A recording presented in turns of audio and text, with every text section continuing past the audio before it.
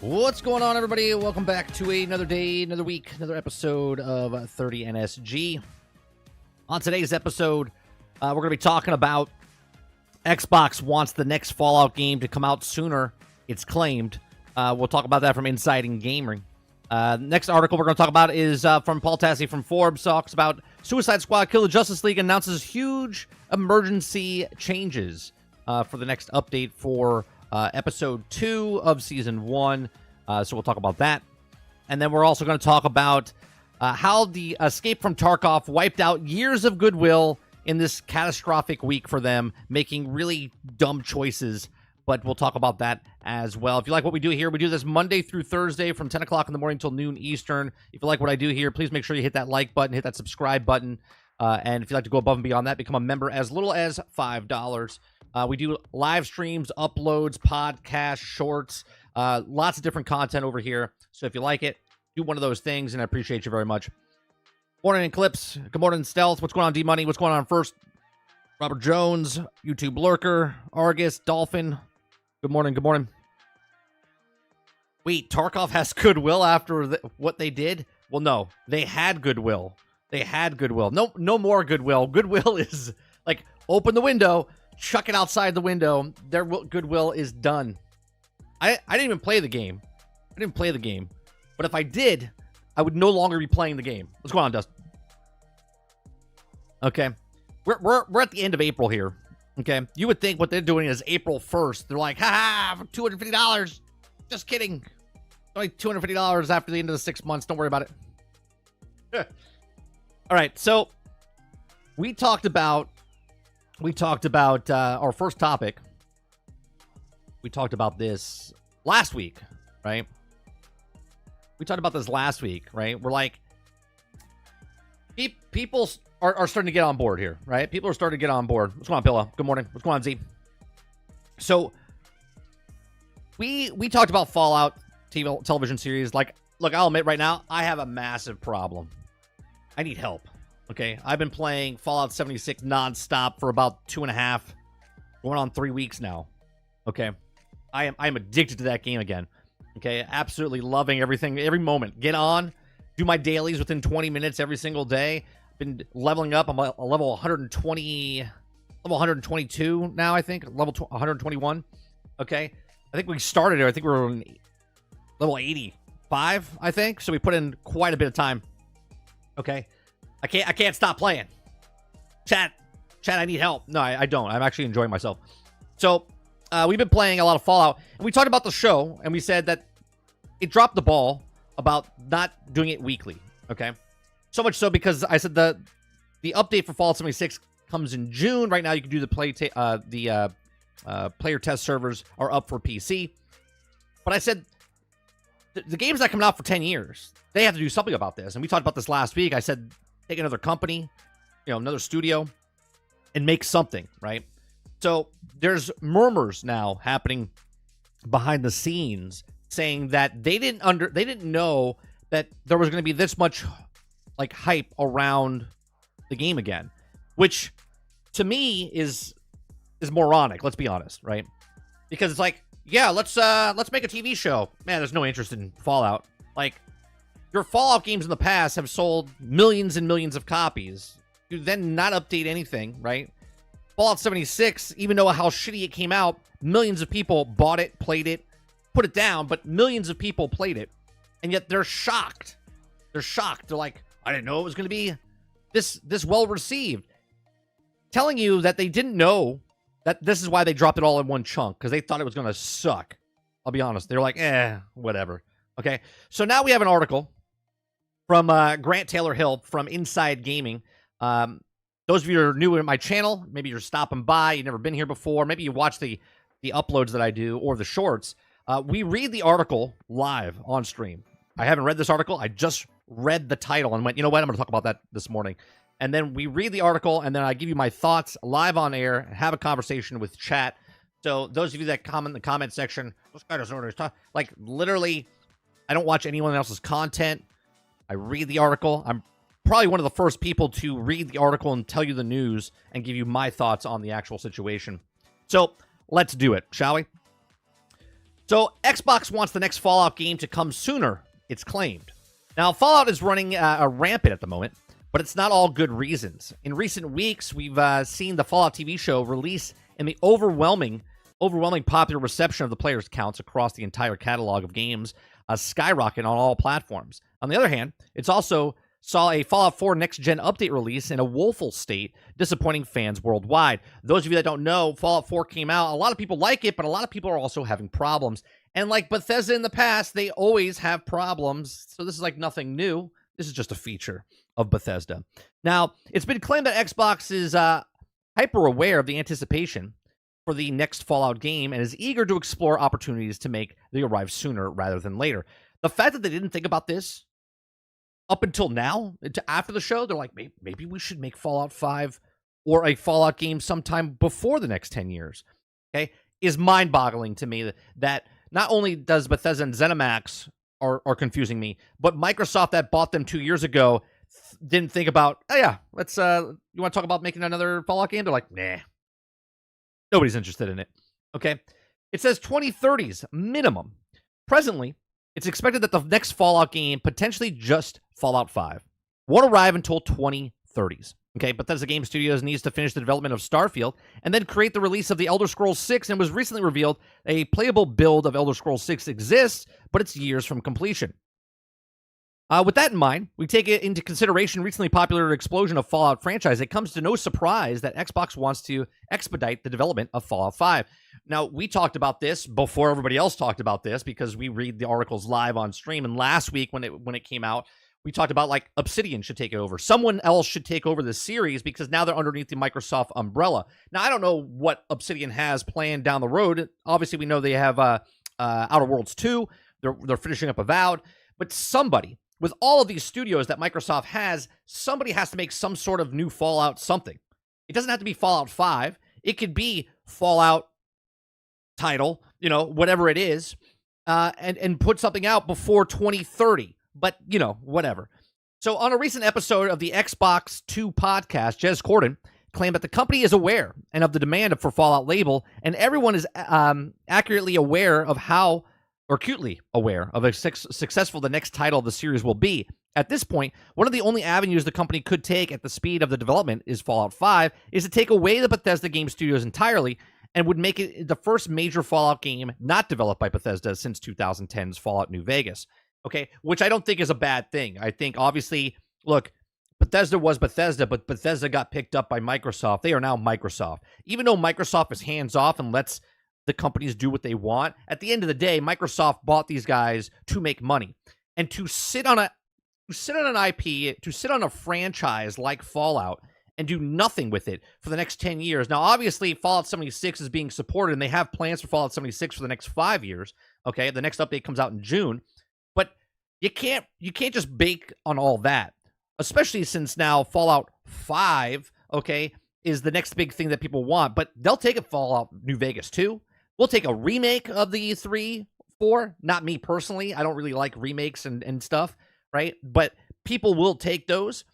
But you really need to have something. If it's Obsidian makes not New Vegas 2, but maybe they make another aspect of it. Hell, maybe you want to pick up the London crew that was a bunch of fans that had Fallout London that got delayed because of the upgrade they did for Fallout 4. Maybe you would call them up and be like, hey, guys mind if we pick it up and put this out officially and make it a separate game? Who knows, right? Would have been a smart call. Now, the hype will inevitably die off, of course, especially since you didn't make the show week by week and just chunk it at one chunk, okay? There's a stellar TV show series in the mix, and each new season will bring players flooding back, and should Xbox take advantage of this trending timeline.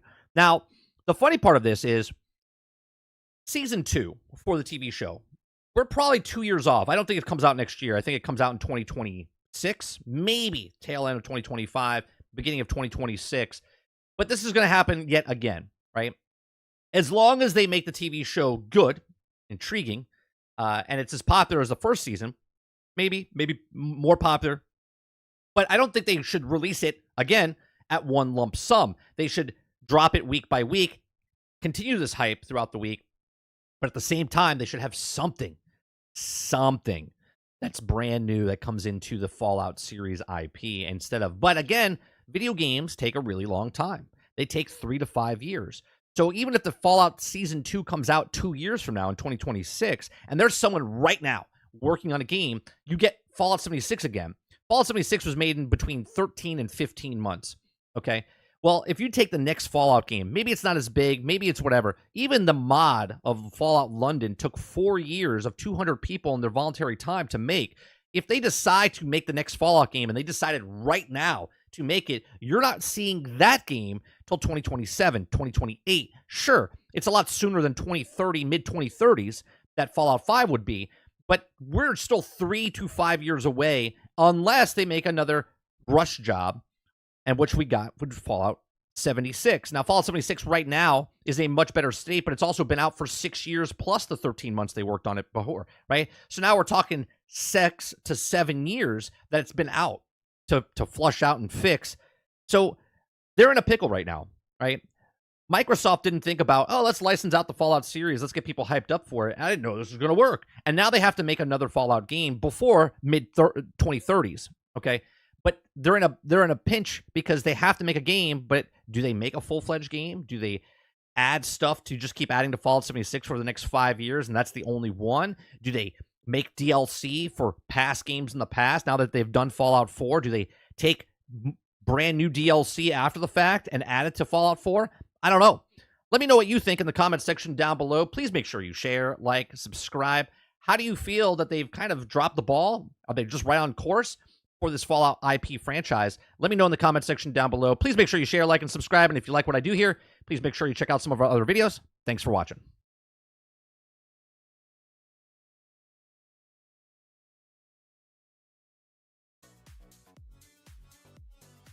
All right, chat. I mean, obviously, they still have Fallout Shelter. It's been out for 10 plus years, right? I think it came out, well, actually 9 years. It's the longest mobile game, the most successful Fallout game they've had, right? Tens of millions of people are playing that.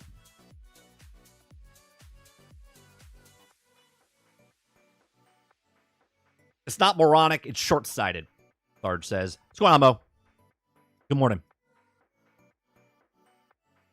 Oh, Mo, is it your birthday? Turned 40?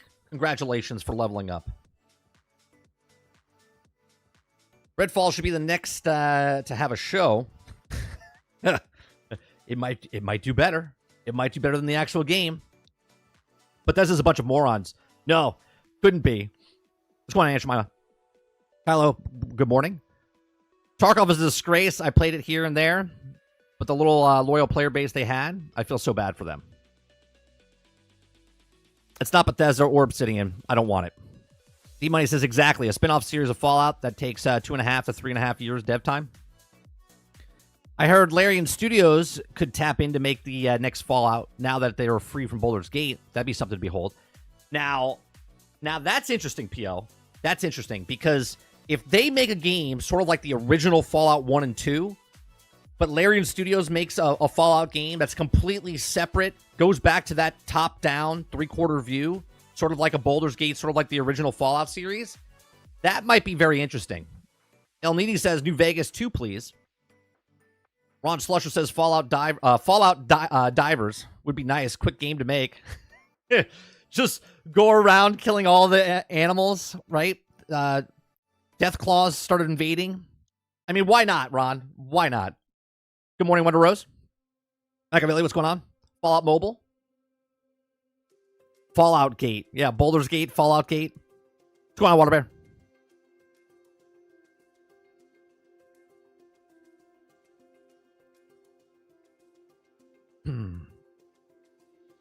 Stealth wants to know, anyone playing Stellar Blade?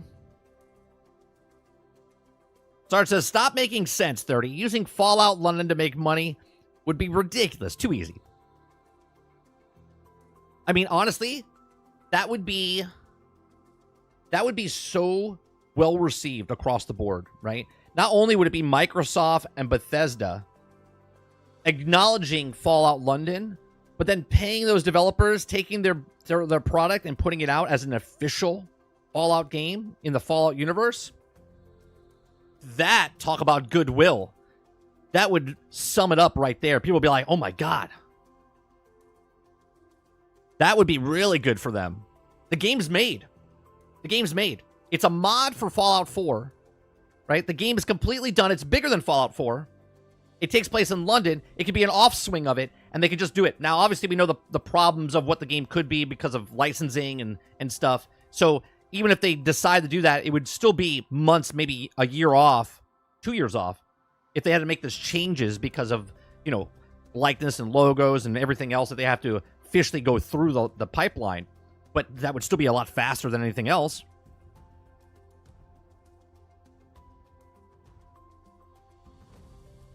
Everyone is playing 67 years old games. 67? You mean 6 or 7?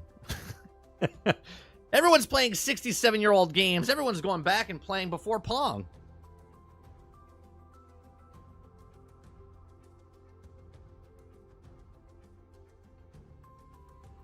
Like Lucasfilm, no future plan. They should have had some ideas just in case. Yeah, I don't understand. I don't understand these people that have... It's like people that... It's like people of Game of Thrones, right? The author of Game of Thrones. He wanted to make a book to be an author, to become successful. Then he became successful and then decided he didn't want to write the books anymore because he wanted to do something similar or something different. And he's taking forever, it's like 11 years now, to write the last book because he didn't know it was going to be this big. It's like, what are we talking about here? How do you not know your IP is big?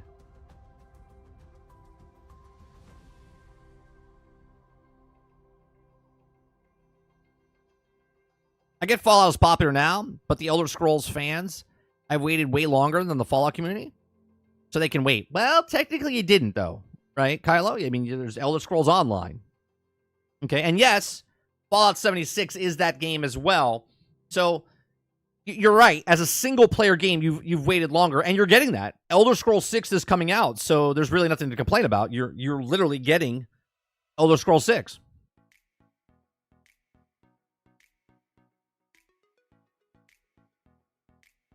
Come on, Argus. I misremember Baldur's Gate 3 is the same type of game as the original Fallout, right? Yeah. Let's see. I'm playing Stellar Blade. Amazing combat and visuals. I think it's going to be more popular than the regular Fallout. Our graphics going to use the Fallout 4 or 76 version. I'll be right behind you, Mo. I'll be right behind you. My birthday is May 12th. I think it's a Sunday this year. I think it falls on Mother's Day this year.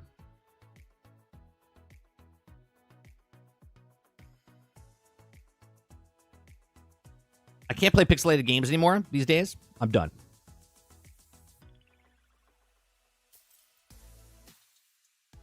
George is just tired. Just imagine though, like it's like musicians, right? Musicians want to be rock stars. They want to make it. And then they make a song. One song is like a one-hit wonder. And for the rest of their life, they have to sing that song. It's like their own prison, right? They're like, I'm an artist. I want to make music. And then they're like, hey, do the one song. They're like, fuck you. I don't want to keep doing the same song. It's like their own prisoner inside their thing. That's like, hey, do the thing. Do the thing. Okay. Here we go. Okay, it's the same thing. They want to do something else.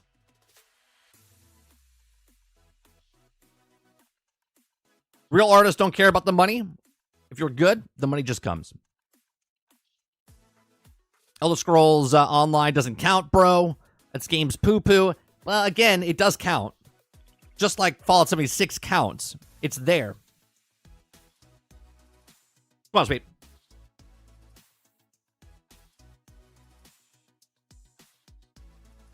Just because you say it doesn't count. I mean, again, 7, 8, and 9 for Star Wars don't count, but they're there. You see what I'm saying? They don't exist in my world, but they do exist.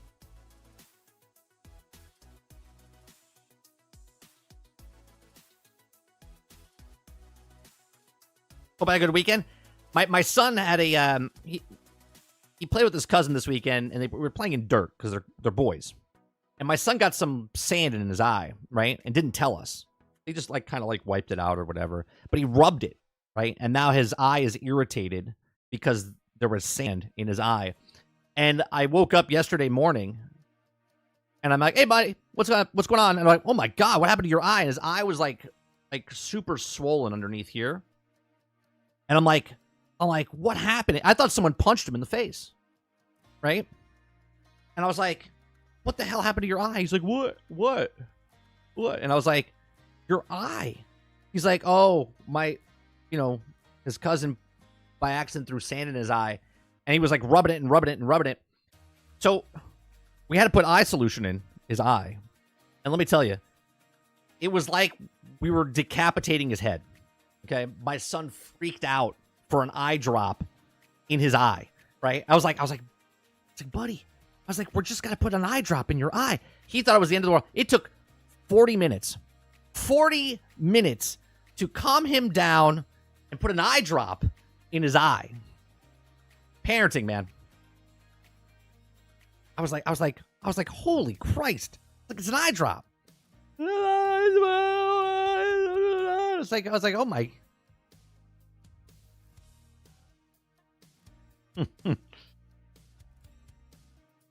And the best part was, I was like, good, cry. I was like, it'll flush your eye out.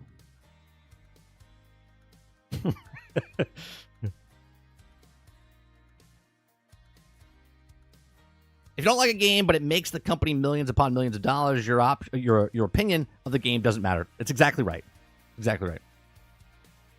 I had to go to the ER. Metal in my eye the other week. Oh, nice. Metal. That's always good. I freak out on anything near my eye. I'd rather be kicked in the balls. I mean, that's a personal preference. I mean, I would rather put an eye drop in my eye. But hey, if you want to take a kick in the nuts, all right. I didn't know you were a Buddhist monk. Okay.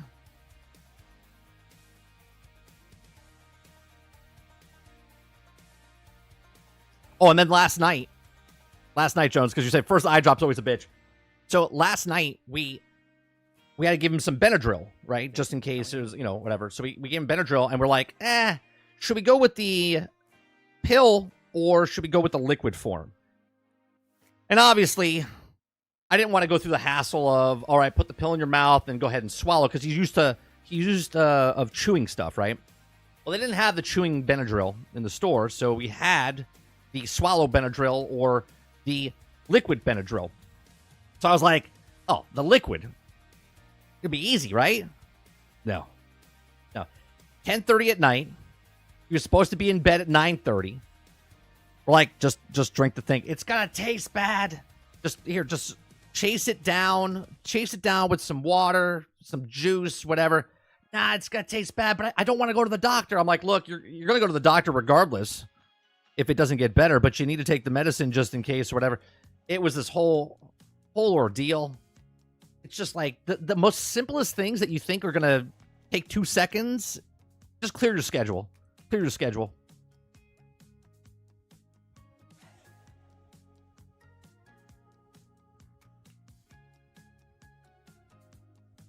It's like it's this. Like, look, hey, just take a sip. Done.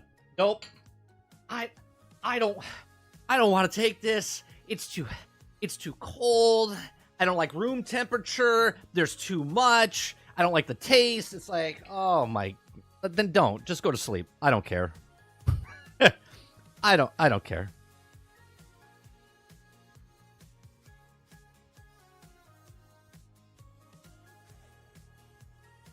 I had to put pee drops in my ear to calm the pain. Don't ask me. Old people solution. Yeah.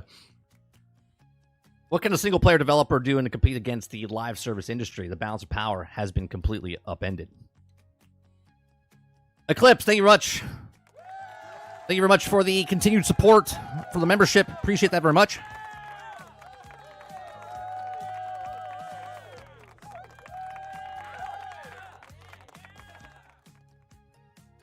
I used to crush poor Med into a bit of applesauce. Problem solved. Well, it would have been fine. We didn't have applesauce, and if my son knew I was crushing up something to try to still give it to him, he would still rebel. But another cool thing, because of my son's eye, right, yesterday, okay, comes into the room because he's got a heating pad up to his eye. He goes, since I can't play video games because I need both hands, he says, can we watch Star Wars? And I went, you goddamn right we can. Okay. So I asked him, because he's seen 4 and 5 and 6. He saw those, right? He's like, I want to watch 1, 2, and 3, and then I want to watch 4, 5, and 6 again. So we sat down yesterday, and we watched episode 1 and episode 2. Today we'll probably watch episode 3, and then he wants to rewatch episodes 4, 5, and 6. So, proud moment as dad. We made it. We made it. My son likes Star Wars. Like, actually likes Star Wars.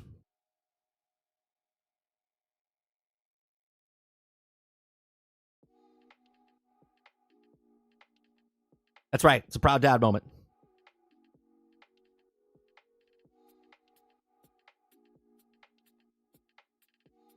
It was funny, though. When we were watching episodes 1 and 2, he's played the Lego games, right? So he's sitting there going, oh, is this where the red ship comes in? Oh, this is where the Jedi... Like, he was reminiscing the movies because of the Lego games, which I'm fine with.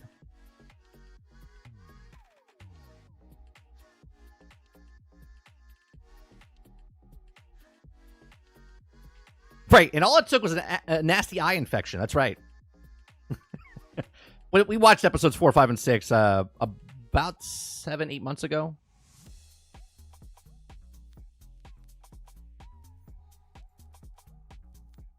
I'll tell you what. As an adult now, because I watched episodes 1 when I was 21, right? Now that I'm almost 46, watch the movie again. They're not great, but they're also not as bad as I remember them. Not as bad as I remember them.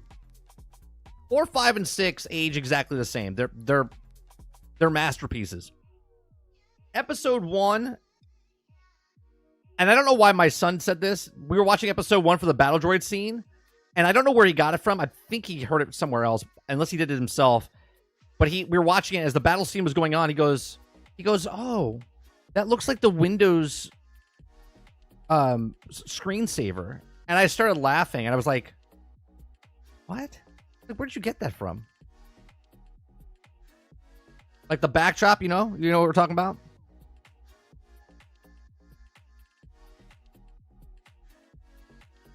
Yeah, exactly, Titan. You get more of the politics.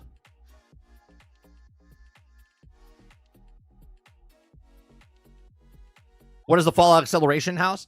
Well, you could rewind a little bit, but I'll give you the cliff notes. They're in talks right now because they might be pushing up the Fallout 5 or the next Fallout game sooner rather than later because they didn't know it was going to be a big hit.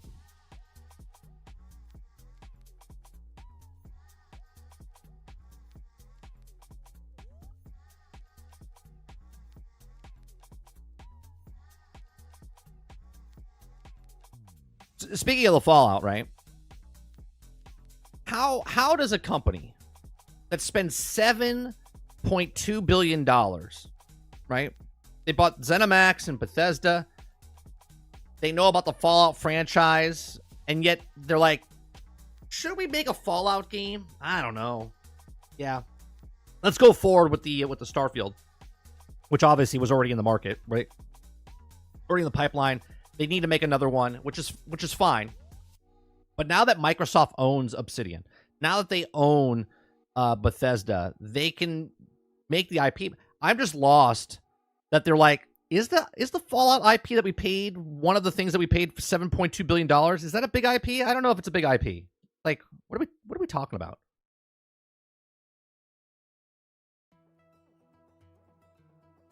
Argus says, less effort, more money problem is the most companies aren't good, and besides the existing Italian live service franchise.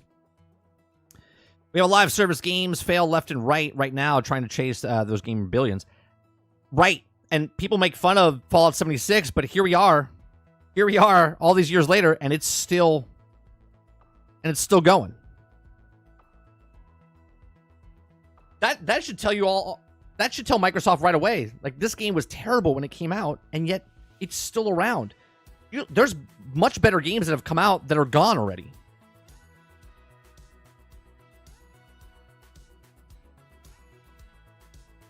New IP was needed. You can't always do the same IPs. Absolutely. And I agree that Starfield should be out there. It gives them another thing.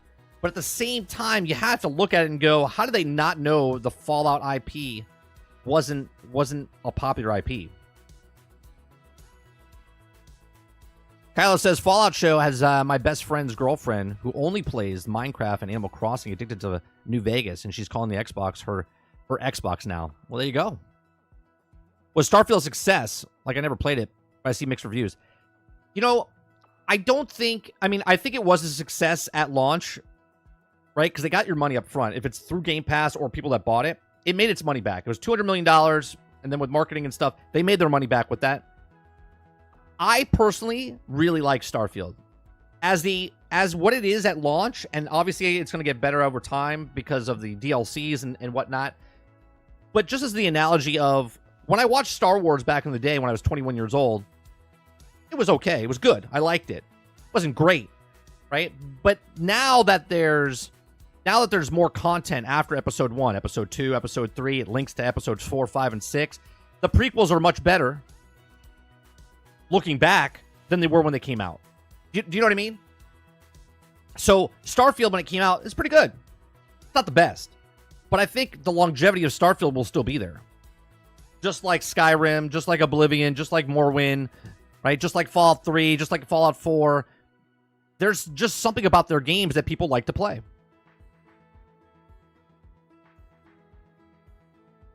Exactly. Bethesda's formula is always fun, right? There's something about it. Sard says you can't rush a Fallout game now to try to chase a moment. By the time you finish the game, the consumers are on the next thing. Stop chasing and make a fucking game. Right. Big Box says it's just concerns that more and more investments is going to games as service, as worried the trend is only going to get worse over the next 5 years. Argus says Fallout 76 isn't a failure. The people that play the game still genuinely enjoy it. And they pay too. And it's also not a COD, but it's also still doing its thing. I absolutely love it. Like yesterday, I got on and I started making a new base, a new comic shop, right? Which I made a comic shop and I called it Wasteland Comics. And I'm making it the base into like a comic shop where people can come to the vendors. I'm selling bobbleheads. I'm selling like comic books and stuff. And I made it look like a comic shop. People are coming in. You get to talk to some people. I'm exploring the wasteland with just randos not speaking and just going along, doing missions. We're doing events. It really is just a fun, good community game, right? And those are important things. Fun, right? Fun, right? It's a fun game. I love exploring. I went from one point of the map to the other, just walking across. It took me about an hour to get across the map. Stopping, exploring, shooting, doing all these different things. No mission, just exploring the map. Right? And I was like, this is why I like it. That's why I like it. It's a good time. And obviously, the show revigored my love for the Fallout series. Right? I hope they optimize the next gen patch a bit in the future. Morrell says, don't worry, Starfield will be a super popular in a few years and Starfield TV show drops on Prime. I mean, I would think they would have to make that now that the Fallout series has done well, right? They said they're not going to make a Skyrim series. Be foolish not to, though, I'll be honest. Will the success of Helldivers 2 help or hurt single-player investment? You can't chase trends, Big Box, right? So, Helldivers 2 is successful, but to say if everyone went the trend of Helldivers, don't get me wrong, there are going to be copycats of Helldivers. You will see other games like Helldivers. But then it's going to get really saturated really fast, right? Same with the Battle Royale, right? Battle Royales came in, then everyone started making a Battle Royale, and you saw the people that made it, and the rest of them kind of died off, okay? I think that's the same thing you'll see with Helldivers. The Helldivers mentality of 4-player co-op, 5, 6-player co-op, if they want to copy it or whatever, do that type of formula. I think the next 2, 3 people that come in will succeed, and the rest will die off. Or one will come in and do better, and the other one will leave, type of stuff. So I don't think it hurts it. I just think it's a small little niche community. Niche meaning millions, but not hundreds of millions. You know what I mean? I think both Bethesda Game Studios and Obsidian are busy doing their own thing. Bethesda Game Studios has a kind of ego holding on to Fallout. Yeah, but the thing is, Titan, they don't. Bethesda owns it, but Microsoft owns them. And if Microsoft says jump, or they're giving Fallout to somebody else, they have every right to do that, and Bethesda can't say a fucking thing. Do you know what I mean? New Fallout game could drop aside with the seasons 2 or 3 of the show. Would be wild. Now, Kyle, that would be cool, but do they have enough time to make it? I don't want to rush game and be like Fallout 76 when it comes out broke, buggy, and unfinished. You know what I mean? But that would be really cool if they drop New Vegas, like season 2, and then they drop a new Vegas 2. That'd be cool.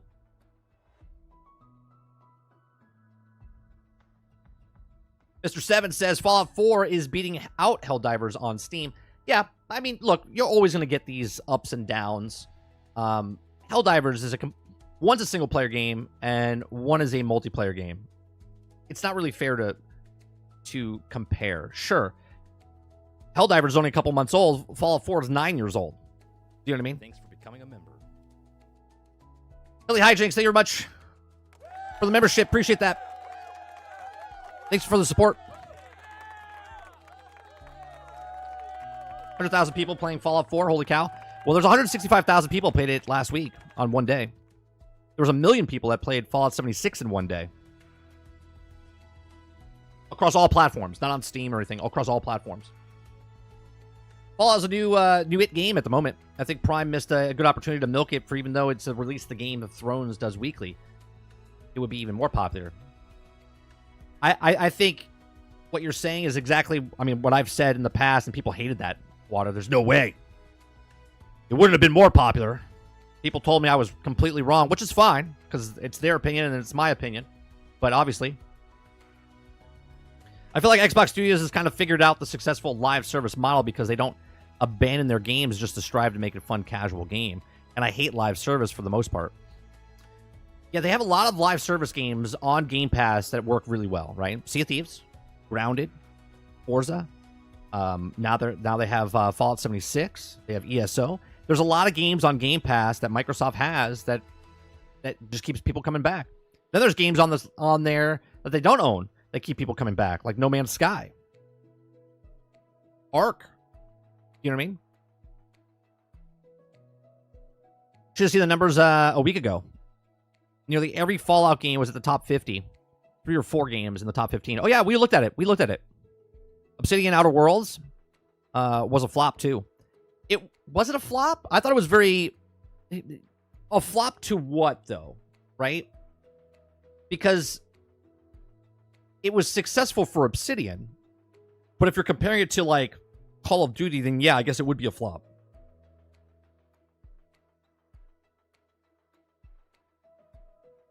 Microsoft can do what they want with the Fallout IP. Exactly. They own everything.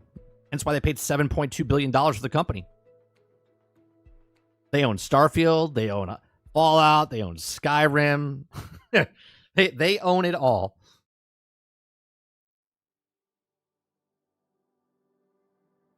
I think Fallout should be rotated between Bethesda, Obsidian, and Exile. It could also get a new Fallout every 3 to 4 years. Yeah, but there's also a balance, right? There's also a balance. Do you want burnout? Or do you want to let something breathe a little bit? You know what I mean? You ain't wrong, though, because every 3 to 4 years, it takes 3 to 5 years to make a game. Some longer. So, they could do it. I could see a Fallout 3 remaster dropping with Season 2 if they start developing. Well, supposedly, Kylo, rumors are, because there was talks about, and I think it was in the documents of the court, right, for the FTC, supposedly there was supposed to be a remake of Fallout 3 in the works. Now, no one's heard anything about it, so it possibly still could be going.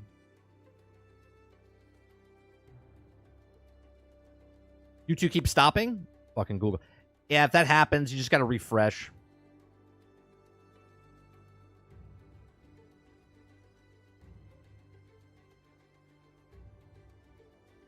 Let's see. Final Fantasy is even more popular due to being on Xbox now. Well, of course. If it's on more platforms, it's going to be more popular.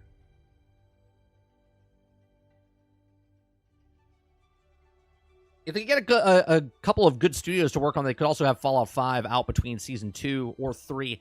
And the problem is, I feel like if you're rushing it, right? That's 2 years. That means they have to be working on it now. Right now, and it'll still be rushed. Arc will be good in a year. Yeah, I'm not sure if that's a good move. It's just not the same as a Fallout game. Outer Worlds was not a flop. Outer Worlds wasn't a flop. It doesn't have the same effect as a KOTOR or New Vegas from Obsidian, but I don't think it was a flop. I don't think it was a flop either. I mean, obviously, it's a flop if you compare it to, like, not as many people playing as Fortnite. You know what I mean? Like, obviously, sure. But I don't think the game itself, for the budget it was, for the amount of people that played it, I don't think it was a flop in any way, shape, or form.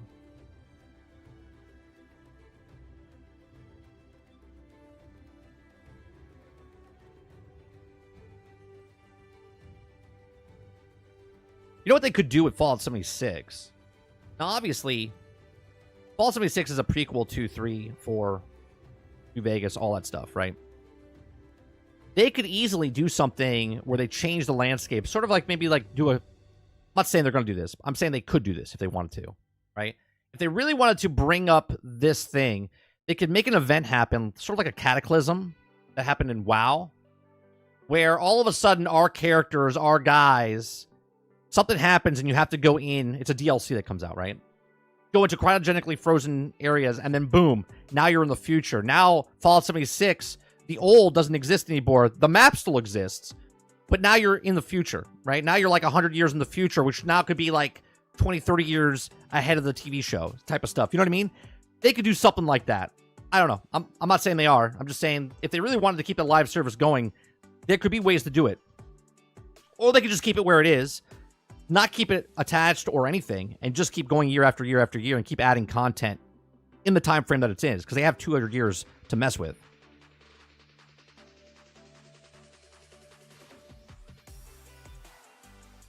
It'd be stupid not to have a Fallout New Vegas remaster with Season 2, especially with the show's ending. You're absolutely right there, Vandal. They should do something along the lines of that. I'm not a huge Fallout or Outer Worlds fan, but Obsidian nailed the feel. They can keep Fallout true to form. Gamers don't know how to use flop and dead. I mean, it's not a flop for Obsidian at that point. They were smaller. Sure. Yeah. No, I don't think it was a flop at all. Again, it all depends on what the context that we're using it in.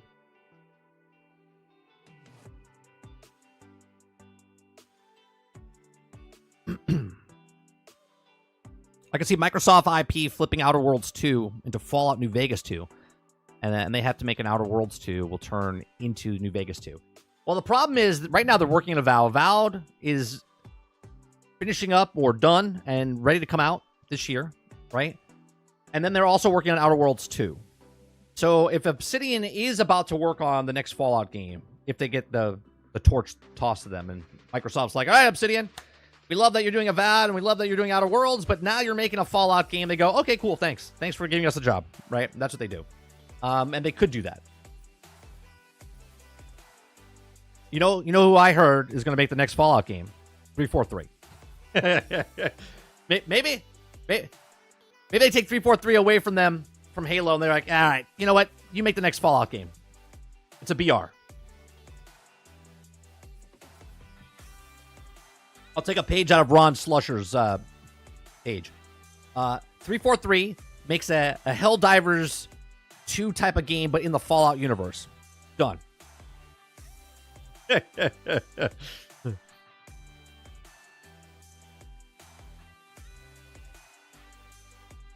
Kylo says, I'm out. Come on, Roadkill. Roadkill says, hit that like. Hit that thumbs up. All right, let's go to the next story. Give it to Playground Games. Fable 4, can't wait. Yeah, an actual Fallout. If you guys like what I do here, I cover the news stories. We have conversations back and forth with chat live Monday through Thursday from 10 o'clock in the morning to about noon Eastern. We go over, but around noon Eastern. If hit that like button, hit that subscribe button if you're not subscribed. If you go above and beyond that, become a member as little as $5. We do live streams, uploads, shorts, gameplay, and we also do podcasts. Halo 8 ODST Helldivers. I mean, you know what, Dolphin? That would be the minimal viable product they need to have to do. People would love it. People would love an ODST Helldivers. They would. And they would also, if LucasArts wants to make a quick game, take the Bad Batch and drop those bitches as a Helldivers, where you're going up against the Syndicate, right? Where you're going up against droids and where you're going up against other... Like, it makes 100% sense that you take that and put it in the Star Wars universe as well.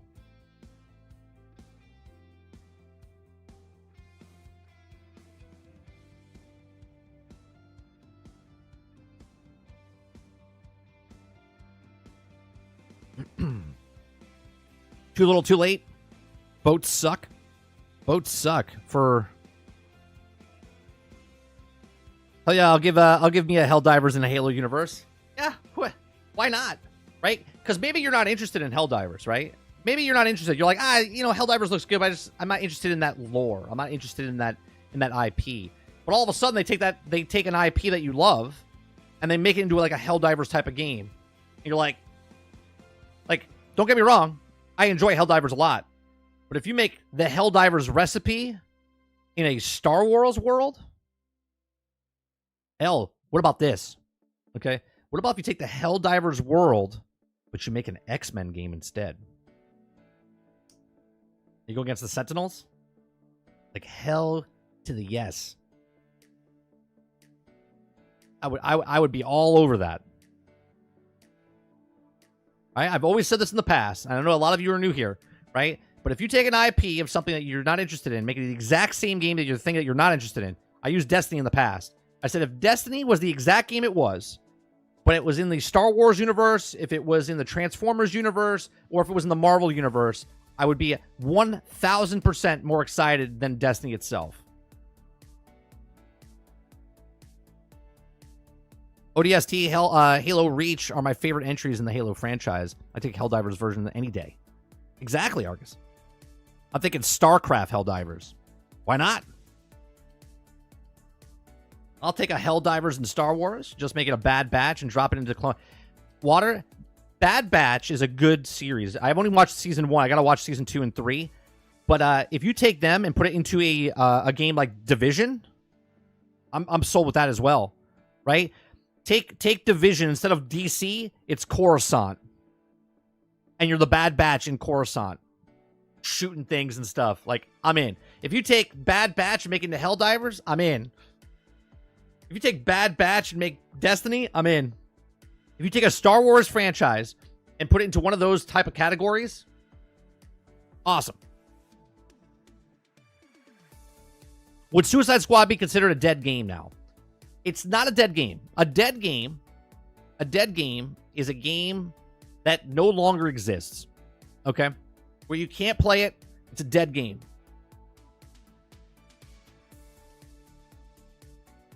Two more episodes of Bad Batch final season. Yeah, I'm waiting for the whole thing, and then I'm going to binge watch it.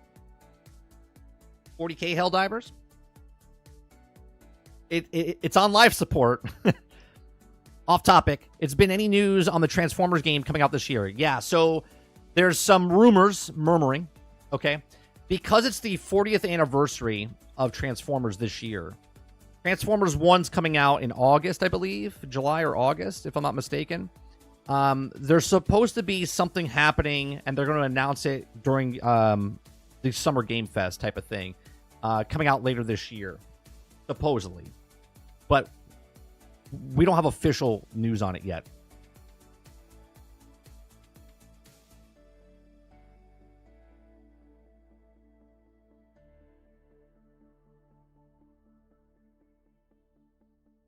We're getting a 40K Space Marines 2, and it's 3 players. I think Suicide Squad is in a situation where even if they add some new interesting content at this point, most people aren't going to care enough to come back. You're absolutely right there, but they're still supporting it, which means it's not a dead game.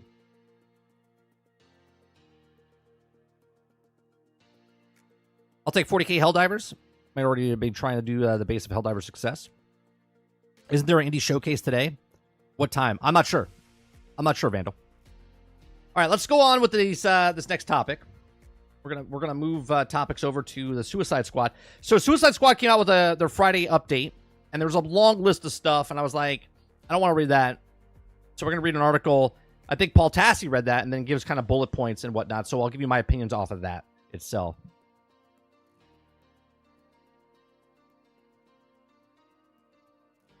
All right.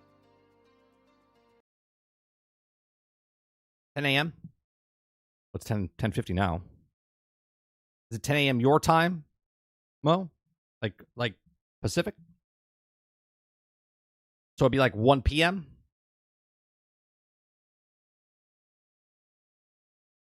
Not emergency changes if they are waiting till second episode. I kind of want to play Vermintide. Okay, so 1 p.m. today for the showcase. I blame Luke for this game. What, for you buying the game or just in general? All right, so those of you that are new in my channel, my name is 30 and Still Gaming, 30 Again SG. We cover news stories Monday through Thursday from 10 o'clock in the morning to noon Eastern. We read the stories, have conversations with chat. If you like this, please make sure you hit that like button, hit that subscribe button if you like to go above and beyond that. Become a member as little as $5. We do lots of different things on this channel: uploads, live streams, podcasts, shorts, and gameplay. All right, so the next story, Suicide Squad Kill the Justice League announces huge emergency changes. Okay, so Paul Tassi says, say what you will about Rocksteady staring down the barrel of Alive with 200 peak players nightly on Steam, but they're still doing things. Suicide Squad Kill the Justice League has come out with the substantive new blog post, and that details big changes coming in episode 2. It's poorly received, Joker's season in a few weeks. Here summarizes the list, but you can also read the whole thing here if you want. So here's some bullet points, okay? So you can now get all tiers of Infamy sets from Mastery 1, even if the higher ones will be more rare than the lower ones. This is something we actually said in the very beginning. I said there should be a chance to get the higher tier stuff, and the lower tiers would just be a lower chance, so they're adding that into the game. It says the difference between the difficulty and the power of different tier sets will be flattened more, and tier 3s will be the easiest to leverage with any playstyle. Okay? Because there also will be 4 new master grades, different levels of power for these new weapons that will increase the higher mastery levels, and you can also now craft mastery versions of the weapons. So this is another thing I said in the very beginning of the game when it came out. I said, why can't I make a gun? I remember having a conversation with Luke when we were playing. Mr. Luke, if you guys don't know, he streams on Twitch. Okay, I was like, why can't we make a legendary or mastery weapon? Well, now you can. See, all you have to do is have a game come out, bomb completely, where no one's playing it, and then they go, hey, you know what? We should add this to the game, and voila, it's fixed. Okay? It says the corrupt items are sort of Diablo-style ancients, items that are rare, super rare, notorious drops, and with incredibly high stats. An example given is the standard version of the red hot grenade set, and all enemies hit on fire or increased radius or the next grenade by 50% for each enemy you burn. But the maximum is 200%. And then the corrupt one is, instead of increase the blast radius, instead of damage of your next grenade is buffed by 200% for each enemy that you burn on the maximum of 1000%. Okay? The next thing that they're going to do is if you will now be able to break down items you don't want from the mission complete screen rather than going into automatically gunk up your inventory. Ta-da! This is another thing we said, why can't we break down stuff in the game? And look, they're listening. Okay? So mutators are now no longer build restrictions annoyance, but they are changing them to gameplay bonuses to help players instead of encouraging more diverse playstyles rather than hugely limiting builds that are viable. Now, here's another thing that I talked about way back in Destiny days. In the Destiny days, I used to hate because they would make you do these certain builds. And I want to be able to use all the weapons that I want to use that I've gotten and make my build the way I want to make my build, and let me use the guns I want to play. Stop limiting me. Hey, you got to get this. This is the new meta. This. Fuck you and your gameplay like that, because that is not gameplay, right? Let me play the game how I want to play. Okay? So now they're taking away mutators that no longer build restriction annoyance, which is good. Okay? But here's the problem. Too late. Too little. Okay? No one's going to go back and play this because of these changes. We need content. Content, not stuff that's already in the game and quality of life stuff. Quality of life stuff is nice, but if quality of life stuff is in the game and yet there's nothing to do in the game, well, then there's nothing to do in the game. Okay? It says there will be also more incursion mechanics during missions. Examples, given the incursion that also burning enemies take double damage, good for a character like Joker, or crits deal 150% more damage, good for many builds, Deadshot mainly, and I don't quite get how they a mechanic as it sounds like a mutator, but we'll see. And I think he's right there. Like, this still sounds like, hey, we need you to build this build, and this is the only build that works for these things, but we'll see. Okay? You'll be able to craft legendary items from previous episodes of the game. Hallelujah. You can create the legendary items that you want. Prometheus costs will be lowered for all incursion missions. Oh, great. I have hundreds of thousands, and now it's less. I'm going to assume that they're dropping it by half. So it's like 1,000, but now it'll probably be like 500, right? How about adding where if someone doesn't have enough, I could pay for it because I have so much Promethium that I'll never use it all. Okay. He says there's also will be 3 more invasion difficulty levels for Metropolis open world itself, given that it's too easy if you're a crazy strong endgame build. These will also have unique rewards and resources and XP gains. I would have to play in the actual game to see. So I would have to re-download the game to actually see when they make these changes. So it says nothing here about removing the grind to unlock the Joker this season, probably because there still are selling the mission to skip. It's also a long list of essentially all the usual good changes. I still do not believe that this game has a future at all, given that the state of things, as it also thinks the past point of a possible recovery. But I respect the work that will be done and the changes of Rocksteady making after listening to this feedback. Okay, so he's not wrong. Okay, so it's nice that they're making these quality of life changes. So when it becomes a offline game that they're working on, but remember, that's still not in the game yet. That comes out sometime later this year, where you have an offline mode. So it will be like Marvel's Avengers. So once the game is now out, 4 seasons, 5 seasons are in the game next year when it's completely done and they're not supporting it anymore, and they have an offline mode, you'll be able to continue to play in this game and level up your characters as you want to and have fun with the, I guess at that time it'll be like 9 or 10 characters in the game to do stuff. So these quality of lives make the game better, but it doesn't help the fact that there's still no story content. There's still no more actual content, because adding a character to the game is not content. Adding the same thing, talk about fetch quests like we did last week. Okay, all quests are fetch quests, but if you're defending a point and you call it defending the tube, and then defending the bus, and then defending the castle, they're all defending missions. And just because you put a new thing there to make it, it's still the same type of mission. So they need more diversity in the missions that they give. Now, yes, all quests are fetch quests, but again, you have to have some story. You have to have some differential things that you're doing with the game instead of just in this one moment, in this one spot. What do you think about Suicide Squad Kill the Justice League? Do you think it's going to make a comeback in any way, shape, or form? Do you think you're going to go back and check out the quality of life things that they're fixing? Do you think it'll make a better experience for you to come back and maybe enjoy the game more? Or is this just too little too late? Let me know in the comment section down below. Please make sure you share, like, subscribe. And if you like what I do here, please check out some of our other videos. Thanks for watching.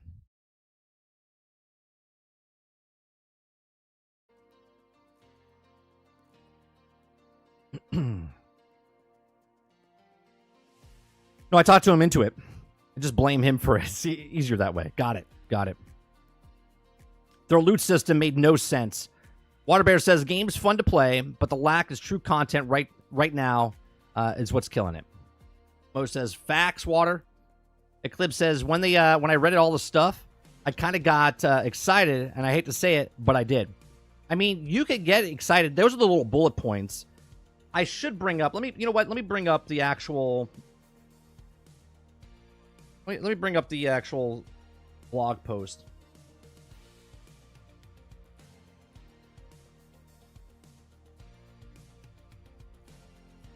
Here is our... Where's our Suicide Squad? I can't even find the Suicide Squad tab. There it is. Found it.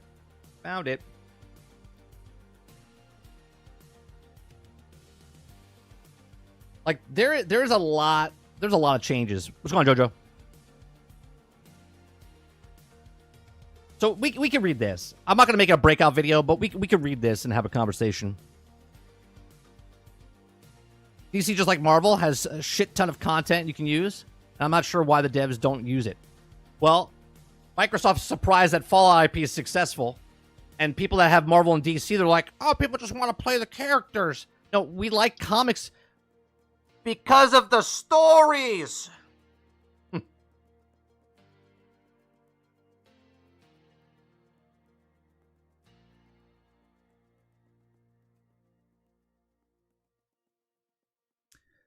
All right. It says Infamy tier rework.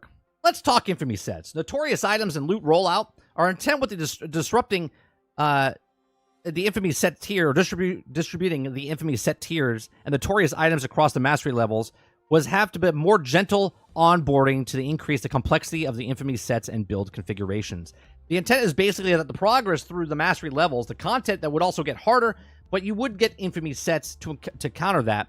And as long as you play into your build, you wouldn't really struggle until you hit the higher mastery levels. Having the most build permutations happen at the later mastery levels, even if you didn't really get the build, the meta, getting until the very late in the end game, which left many players wondering where all the juicy build construction was hiding. Here's the problem with a lot of these games, okay? Get the gear, take that gear, then go up a level, where that gear is now doing the exact same amount of damage as the gear that you were just at that level, right? So you're constantly just upgrading your gear to go up the levels to constantly be in this struggle of killing people, right? Doesn't really feel good. Usually in a superhero game or any kind of looter game, you want to get more powerful and kind of own people because you want to feel more powerful. But, you know. So with episode 2, we're turning to the completely on its head. And what that means is, because the game is absolutely just getting destroyed and no one's playing it, we figured that we're just going to change everything because we didn't know what the hell we were doing. That's what that sentence means. With episode 2, we're turning that completely on its head because we didn't know what we were doing. Okay? All Infamy set tiers and notorious items will be possible to acquire starting with the Mastery Level 1. You can still rely on episode rank rewards, reliably, giving you all the loot in the episodes has to offer, but now you have a chance to get the Tier 3 Infamy set item drop from Mastery 1. I would like to know the percentage of that before I even do that. Because if I'm going through, because time is time is time. If I'm a lower level Mastery 1, and I have to play it 10 times to get the Tier 3, or if I play the Mastery Level 3 going up, but it's harder, okay, if it takes me 3 minutes on the lower level, or it takes me 15 minutes on the higher level, that means I can do 5 lower levels the same as the higher Tier 1 time, right? So if it takes me 10 times, it would take me double the amount of Tier 3. You understand what I'm saying? So would it be more worth your time to do a lower, like I was doing that one mission, leveling up every minute and a half, okay? Lowest level, doing the thing, leveling up my levels every minute and a half. Now, if I did it the other way around, it would take me 4 hours, okay? And it would take me almost 10 minutes to do each time. So it all depends on what the time justification is for that. It says, in addition to this... Oh, wait, I'm sorry, I didn't even read this. All Infamy sets in Tier Notorious will be possible at the acquired starter level 1. Okay. Yeah, I read that. All right, in addition to this, we're changing the philosophy when it comes to Infamy set tiers. Our original intent was Tier 1 was the easiest to play, but also the lowest power potential for Tier 3. Was the hardest to play, but they had the highest damage potential. Of course, the way the mastery levels are balanced, the higher mastery levels, that meant that the Tier 3 was pretty much the only viable Infamy set. Right. Okay. Our new philosophy is essentially to flatten the power difference between the tiers, to create space between the tiers in how much freedom they offer. In Episode 2, each Tier 1 Infamy set will be designed around a few specific playstyles. You'll see that 1 or 2 of the core mechanics are buffed, and keeping the uptime on the buffs won't be challenging. This means optimal Tier 1 play with each will encourage you to master those specific core mechanics. And if you handle that, you'll also be able to reach the damage outputs that are also previously only possible with Tier 3 sets. Now, at the other end of the spectrum, Tier 3 gear will also be the most flexible in terms of the core mechanics. Our goal is to set the leverage pretty much the playstyle using tier 3 sets. However, it will be the most complex Infamy set when it comes to uptime. You'll also have up all your skills to keep the buffs going, but the payoff will be that you also have more freedom in which the mechanics to use in tier 2 sits somewhere in the middle. Here's the problem. The loop right there is absolutely horrendous. It doesn't matter about the gear you're getting. It matters about the thing that you're getting the gear from. We're not fighting any bosses. There's no bosses to fight. All we're fighting is Brainiac. Right now, if I have to really talk to Rocksteady, if I was sitting in a room with them and they said, 30, how would you fix this game? I'd be like, put as many boss fights in as possible. As many boss fights as possible, and they drop the actual loot. Okay? Because it doesn't matter. The difference of just doing this random thing and getting tier 3 drops by just doing generic not bosses, kill generic guys here and there with mutators on them, and I get the gear at the end, is garbage. But same exact thing, but now I'm going against Brainiac. Now I'm going against Lex Luthor. Now I'm going against Superman. Now I'm going against any other character you want to bring in. Two-Face, Scarecrow, all of them.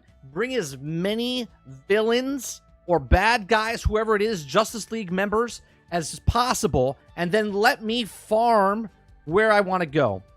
Okay? Fallout 76 is a open world game. Okay?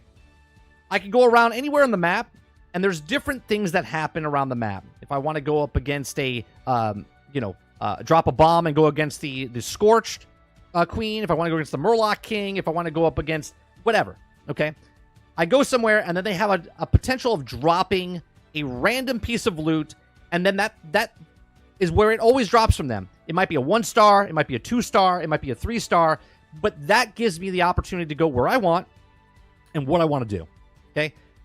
In Justice League, okay, if around the map, I can go against Flash, I can go against Green Lantern, I can go against Superman in the regular open world, and they keep adding more villains from different time periods and different multiverses or whatever you want to call it, okay, or Elseworlds, that would make me come back in the Borderlands loop of, oh, cool, I'm going up against Flash, and Flash drops this weapon, or this mod, or this thing, okay? And on top of that, I have a better opportunity of getting that if the higher tier I go, so I don't waste my time, right? So you could decide as the player, because we all have the same amount of time, if you want to do it on the lowest level and do it 15 times, or if someone is on the highest level and they do it 2 times, okay? Give me that loop in that game, and then people would start coming back to your game, okay? It says introducing new grade and master items. With the flattering of the item Infamy set tiers, we want to make sure that you still have something to chase in later mastery levels, and this is why we're introducing additional 4 master grades, okay, for a total of 5. The Infamy and Notorious items can drop with. Each grade will also be more powerful than the last, and you can expect the highest Mastery 5 to only drop from the highest Mastery levels. They're just moving the carrot. They're just moving the carrot. Okay? Take this and put it behind boss fights, not behind Mastery levels. Okay? Corrupted items. One piece of feedback, what we've heard since launch, is the players didn't have enough reasons to play the Mayhem missions. After beating them for the first time, we think that we have just the right reward for you to fight. We're introducing corrupt Notorious items. These twisted pieces of gear have been subject to Elseworlds corruption, changing the unique augments to provide a raptor seriously powerful version of this weapon. Okay, being able to build around the corrupted effects in this path, some of the highest power in the game. So corrupt Notorious items will also be very rare to drop from Episode 2 Mayhem missions. But trust us, the power will be worth it. Worth it for what? To do the exact same thing I'm doing over and over and over and over again? Where's the boss fights? Put boss fights in this, not Brainiac. Okay? To give an example, we'll have to give you a peek at one of the upcoming Notorious items, Episode 2, Firefly's Firestorm. The standard version of this red-hot grenade sets all items hit on fire, increase the radius of your grenade by 50% of each enemy, and you burn, but up to the maximum of 200%. The corrupt version, which is what Paul Tassi said, does from 200% up to 1,000%. Great. So I'm killing the exact same things, just faster now. Fantastic. Okay? Breaking down some of the items from the mission complete. We're really happy to announce with the launch of Episode 2, you'll be able to break down items straight from your bat pod drop in the mission reward screen. Fantastic. Mutant reworks. Incursion mechanics. Let's move on to the incursion mechanics missions. Okay? Our original intent with these mission types was to give you all the known foundations, i.e. actively mechanics. Okay. At the enemy types, fusion types, and the characters' traversal mechanics, and your build. Weapon types, gear, afflictions, etc. Would also provide a variety in terms of approach and counter and the variety of what is supposed to change in your progress through the mastery levels. With the introduction of mutators, your build would change and also would be different for each incursion mission at the progress through the mastery levels. Again, we were using more stick approach and less carrot. With the friction into the system, encourage changing the builds and tactics. This whole system of doing that they were in the game and now what they're changing it to, it's still broke. Okay. With the launch of episode 2, Lex has done the analysis of enemies in each of the incursion encounters and will provide the aptly named Lex 2 enemy analyst bonus to help squad out. Each of the incursion missions will also each have its own analyst and identifies the weakness of enemies, and these weaknesses make different builds really shine. You're giving me the exact same mutators, just in a different way. Okay. During this analysis of the mission fun pages, Lex 2 discovers the burning enemies will also take double damage from all sources. Time for Joker to get out. All right, so great. Instead of a burn build, now I have to use a character that has a burn build. Okay. The Seaside amusements also seem to squad critical hits will also deal 100% more damage, and the build accordingly, they might actually stand a chance. To see how you could use Lex 2 enemy analyst to your advantage in episode 2. Crafting recipes in previous episodes. In another quality of life feature, episode 2, you'll be adding crafting recipes for most of the legendary items you can find in a Finite Crisis episode 1. You can now straight up craft them, and even if you haven't received as the loot that dropped, that only applies to the gear from previous episodes. So the latest and greatest loot is exactly where you'll be expected in mission. Great, so can I make a better build? Right? Can I make a better build if I can make that gun? Do I have to find the plans? Do I automatically have the plans? Do I have to purchase the plans? Once I have the plans for that weapon, why do I have to grind to go get that gear? If I can just make it now. Okay, I don't know. Crafting mastery items. One additional thing is adding a crafting in episode 2 is that now the chance of the items to be crafted as a master version. That means that there's a chance that you'll get a master version of each item that you crafted. Each, of course, is true to all crafting recipe regardless of the episode that you introduced it in. So for the higher grade versions of this item, masteries 2 to 5, you'll still have to venture into the Elseworlds to score them. Okay, so there you go. You can only get a mastery level, but if you want 2 to 5, you have to go and do the same loop over and over against the same villains, same non-boss fight, right, with just these regular guys, which is still dumb in my opinion. Lower Prometheus cost. Okay, so you'll get wiping 3,000 Prometheus from completing your first tier and incursions amount each tier. Prometheus paying Metropolis missions from the care packages. Don't forget you get 50% XP boost for 45 minutes, and you also first Metropolis mission to complete. Each subsequent mission refreshes this timer. Just says that they're lowering it. Okay. Additional evasion levels. That's about it, right? So same thing that Paul Tassi said, but a little bit more in depth of what they're saying. Look, these are nice changes, but again, these are quality of life changes, and it's not really going to change the game very much. So, Water says, we didn't learn from Marvel's Avengers, but we were coming around. Right now, someone's making a game, Water. Someone's making a game right now that's exactly like this game, was exactly like Marvel's Avengers, exactly like Anthem, and they're going to make the exact same mistakes these same games made before them, and then be surprised that it's a mistake. Here's what I'm hearing. We made a convoluted game, and we don't know how to fix it. Make a game, sell a game. Water says, who's Rocksteady thought it was a good idea to fight Brainiac 13 times? Brainiac is the new Monica. That's 1,000% the truth, Jason. Yeah, game got boring and repetitive in the boss fights. I thought it would be able to fight, say, Superman again. That's what I'm saying, right? How they thought that Season 2, Episode 2, or Season 1, Episode 2 coming in, adding a new boss. How's that not a thing? I have no idea. Sounds like a shopping channel. Don't forget, you'll get 50% extra. Oh, Z, that thing that you sent me today in Discord, were you just coming up with ideas for the AI for titles for something? I missed the context that you were talking. It says, of course, being asked here at Microsoft to use AI and give more suggestions of things would be better and change, etc. You said you decided to try something with Gaming News Podcast. So were you just asking questions like put Gaming News topics in, and then that's what it gave you?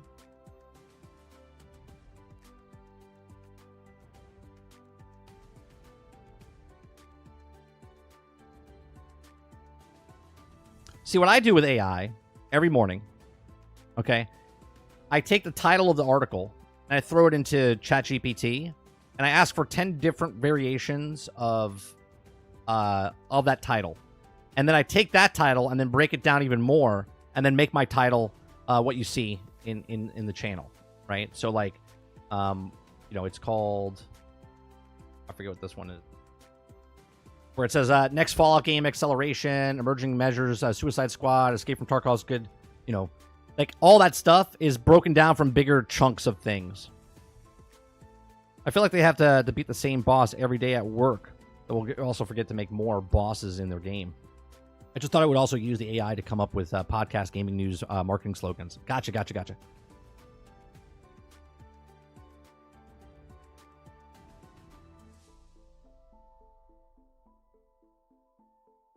I just got a call from my son's school. He kicked someone in the balls. Oh, they probably deserved it. Awesome job, Dolphins kid. Kicking him in the nuts. I don't know what he did.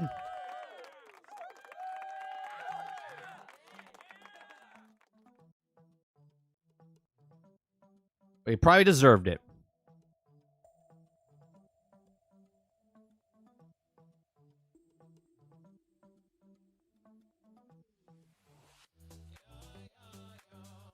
The kid wasn't sharing. There you go. He probably was taunting your kid. He was probably like, I ain't going to share with you. I hate you. He's like, just kicked him. Yeah.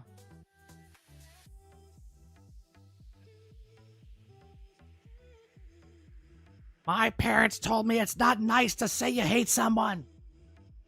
Just kicked him right and square in the nuts.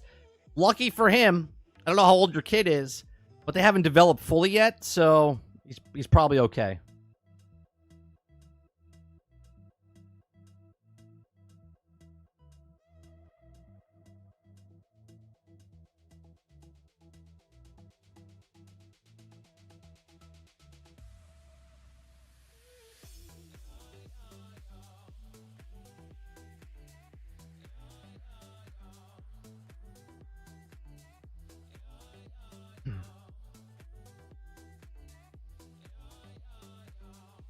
Thanks for becoming a man. Good Papa, thank you very much for the 15-month support. Appreciate that. Ooh, 15 milestone.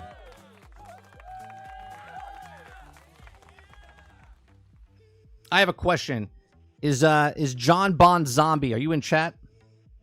Since you just commented on my video a couple minutes ago, maybe you're here live.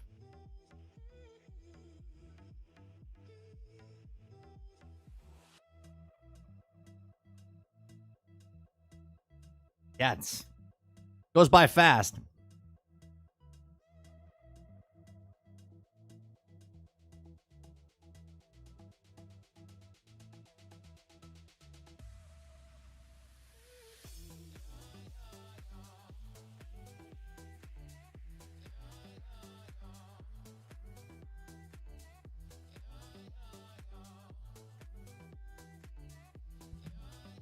So, Zombie here says, what is this guy saying? Most people either have a gaming console or PC.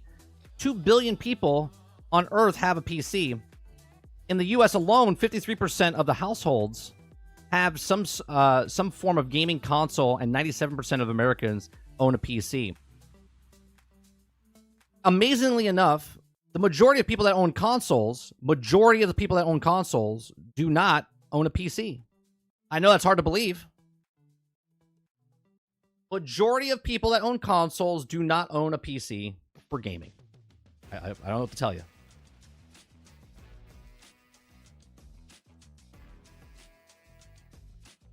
Hence why my statement is, most people that own consoles don't own PCs. Now, the people that you're talking about are the smaller percentage that have a PC that also have a console. Now you're talking about a console. If they own a PC, they might own the other console, which is PlayStation, which is not the topic of the conversation we were having in the breakout video of Xbox getting Steam and Because if they did have the majority, then they wouldn't put it on the console.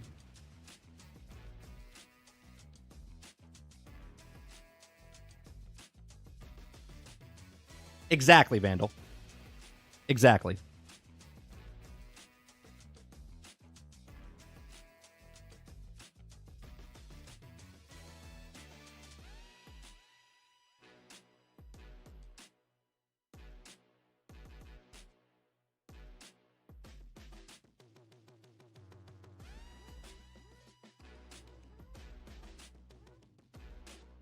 Yeah, I have both as well. But here's the thing. When we all hang out together, right? It's like going to church and then thinking that everyone goes to church. Do you see what I'm saying? Obviously, the people in our group, we like video games. So we have multiple consoles. We have a PC, we have an Xbox, and we all hang out together because we have stuff in common. But to assume that everyone has this, you know what happens when you assume? Wait, everyone doesn't go to church?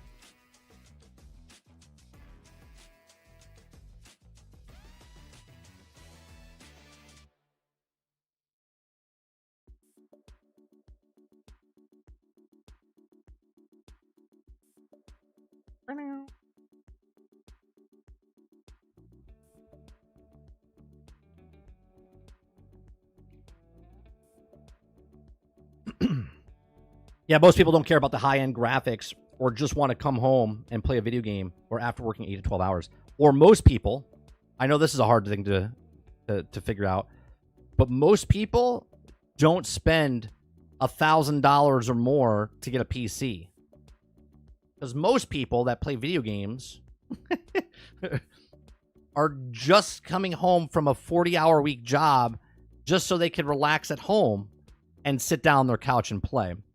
Quintar, thank you very much for the 5 gifted memberships. Thank you for the continued support. Appreciate that.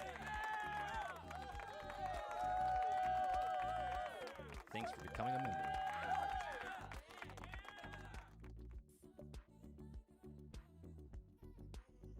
Yeah, don't assume. You make an ass out of Mike. That's right.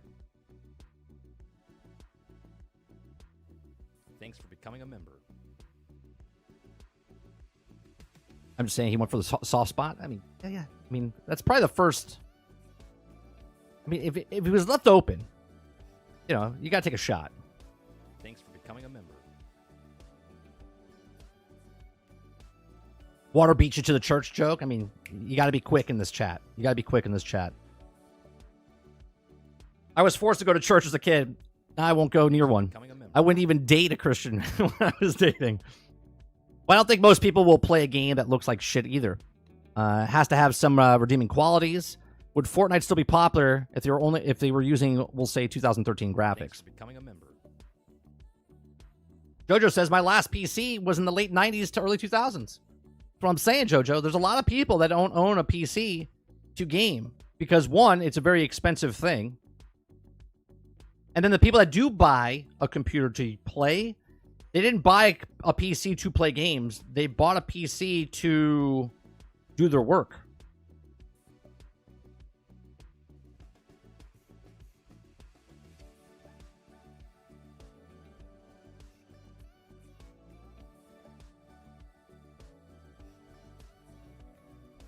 What? Everyone doesn't have a car?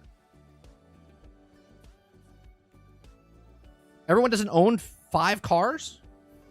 I don't understand. Everyone that I know owns 5 cars. Like, what?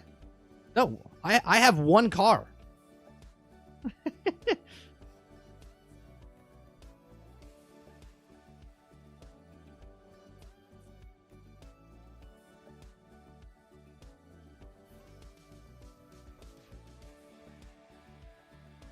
Where's my flying cars we were promised? Yes, this is my work PC. Boots up, blaring RGB. Hey, don't you guys have phones? I mean, by that statement saying that everyone that owns a PC has a console is saying that everyone's playing Mobile phone games. Does a motorcycle count as well? No. No.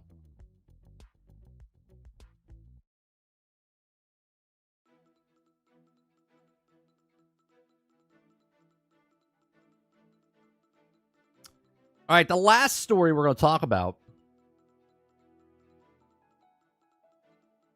I don't even understand why super rich people own multiple cars. Is because they don't know what to spend their money on. When you're in a situation, Vandal, which I don't know this opinion, it's my opinion, but my uncle, my great uncle, God rest his soul because he's not with us anymore.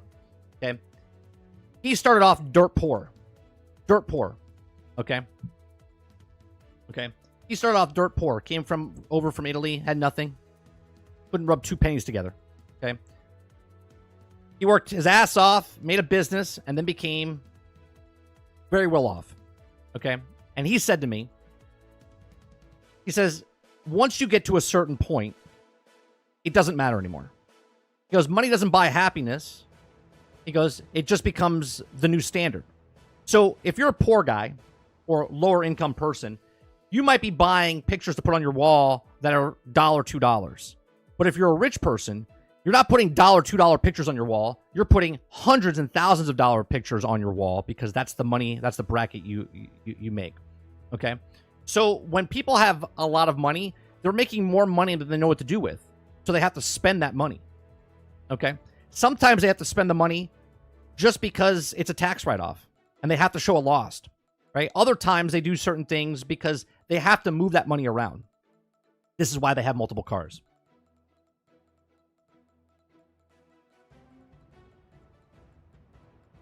I would never know that. I'm not in that tax bracket.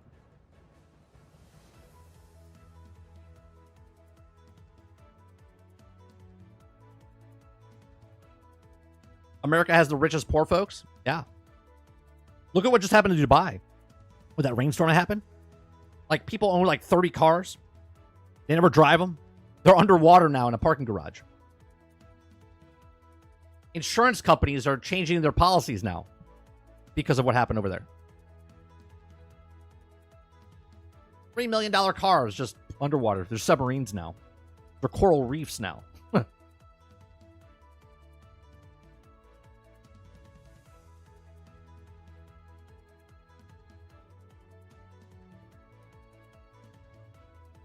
All right.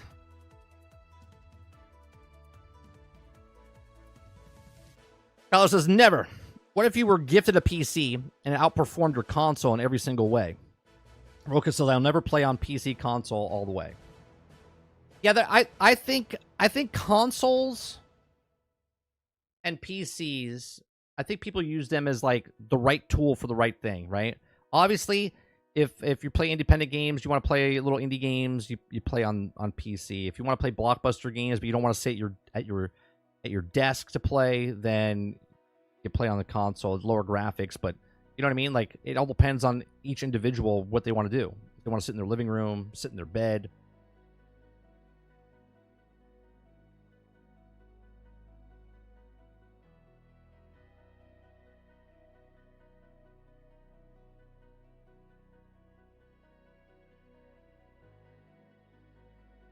I consider buying an expensive car that needs a lot of work, then fix it up.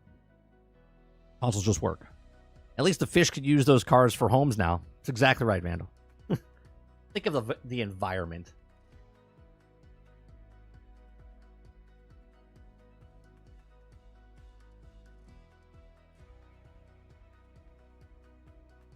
Play your I played this weekend. My son wanted to play Animal Party, and he wanted me to be out in the living room with him. So I played Xbox Game Pass out on the couch. I just put the headset on because we didn't want to do split screen.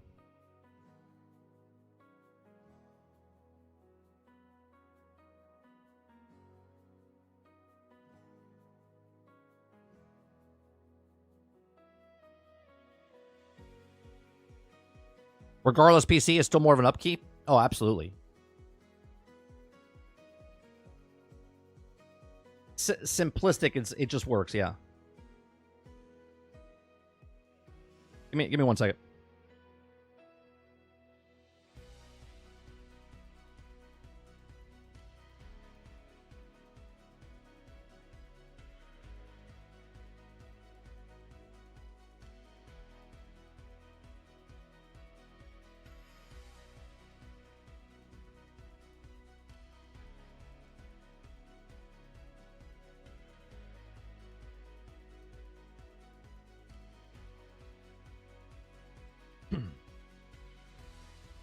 It takes 1 minute to tweak settings.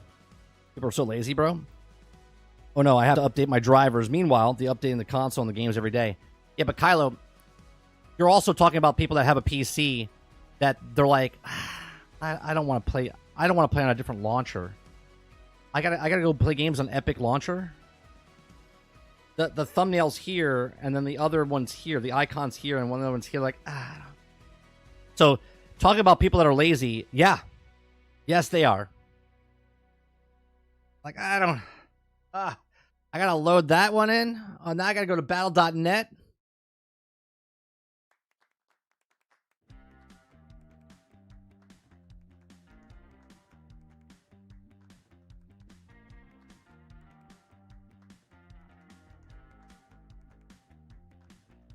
Been gaming on my current rig for maybe 3 years. All of a sudden, my mic wouldn't work.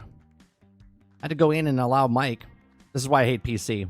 Vandal says, Mike, I laughed at thinking every time I see a commercial for the Shire, your reaction to the trailer was funny. We actually did a story 2 years ago. I was looking back at a past episode, and we actually talked about WetaWorks working on a Lord of the Rings game, which now is that game of the Shire.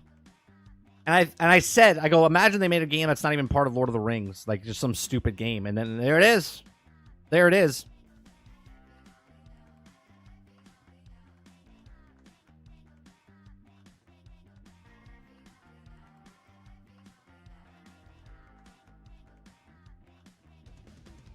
I don't know what to say. Get smart. Maybe it's not that hard to play on PC. No, it's not that hard to play on PC. It's just expensive to get a PC.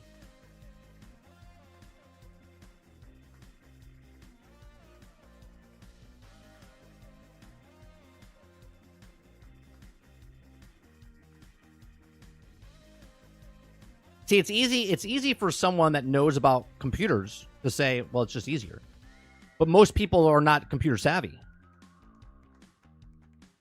They just want to come home and they just want to sit down and relax without thinking about anything.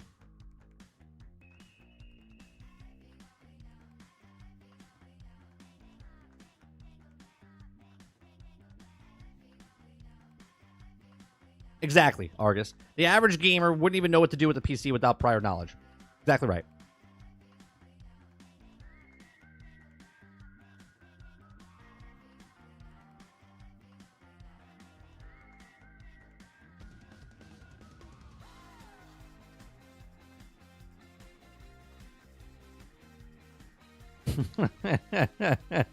Right. Growing vegetables is a necessity of Lord of the Rings. Where do you think they get second breakfast from? And potatoes. I mean, I always wanted to know where they got their potatoes from. That's why I watched Lord of the Rings.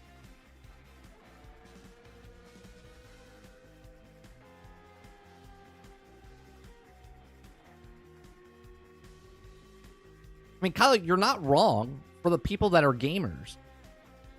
But you got to remember, gaming is a much broader audience now. Right? The audience that plays games now, a lot of them just play on mobile phones. Right? And the other people are just getting consoles and they just want to play. They don't want to get a whole setup and a monitor and a mouse and a keyboard. Okay? And they don't want to do all that. They don't want to sit at a desk. They also don't want to connect something where they can stream their thing over to their television set. They just want to hook up a box and play games. That's it.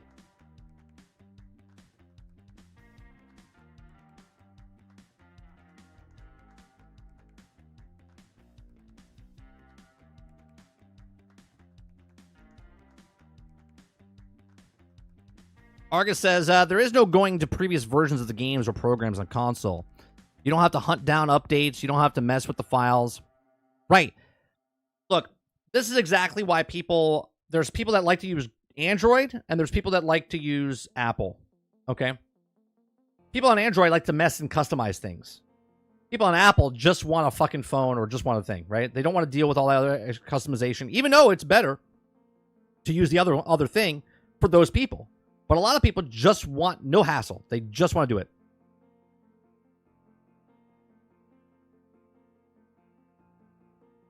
I'm an enthusiast, so I know all the stuff, but it's not hard to me. So yes, I understand that. But people are complaining about it are the same people complaining that it's not getting 60 frames per second on their console. No, that is not the same people. Those are not the same people. That's you're now breaking it down to the small percentage, okay, of people that notice that 60 frames and 30 frames, that want the higher tiers, but they don't, right? Those people that are complaining about that, they are there, but they're very minute, okay? The people that have console don't give a shit about 30, 60, 120 frames. They just want to play games because they don't know that side. They don't know that side, right? They're the people that look at it and go, I can't tell the difference. That's the people that you're talking, right? Those are the normies out there.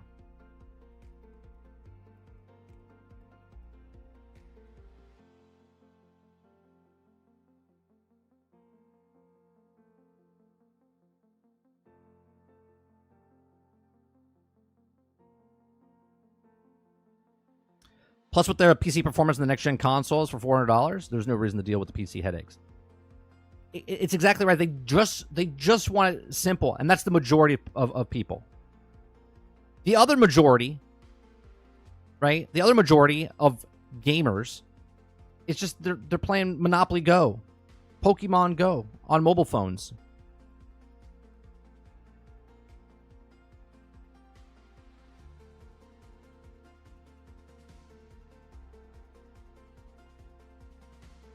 Travis says, man, my Best Buy is dead with no physical media thing. Was a bad idea. I mean,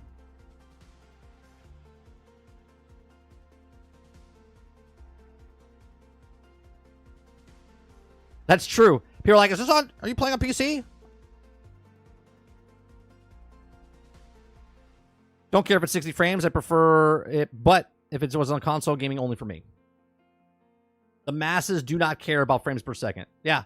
The people here, okay, know about frames per second and that. But there's still a percentage of people that don't even care about that here, okay? But at the same time, majority of the population does not care about frames per second, hertz on a monitor, HDMI cables. They don't care about any of that shit. It's literally buy the console, put it onto the television, play. Done. Did you see that? Call of Duty. That's awesome. Did you see that? Look at the car graphics. Amazing. That's it. That's the majority of console gamers. The people that game and go, you know what, I want a better experience, right? It's like the guy who starts to golf and uses a shitty golf club, right? And then all of a sudden is like, yeah, you know what? I like golfing. And there's a huge difference when you start going up and buying your own golf clubs or your own bowling ball or your own, you know what I'm saying? Like, there's a huge difference where someone goes bowling, likes bowling, but they don't buy their own ball. They just keep using the house ball because they just think it's too complicated. I got to get my own ball. It fits my own hand. No, they don't care about that, right? They just keep using the house ball because it's just simpler.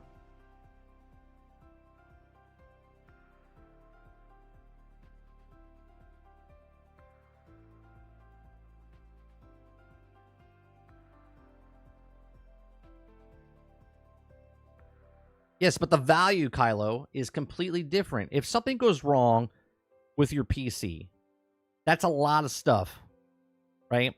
And it's much more expensive. Where if something goes wrong with your Xbox, you can literally just go either get it fixed or you buy another one for cheap.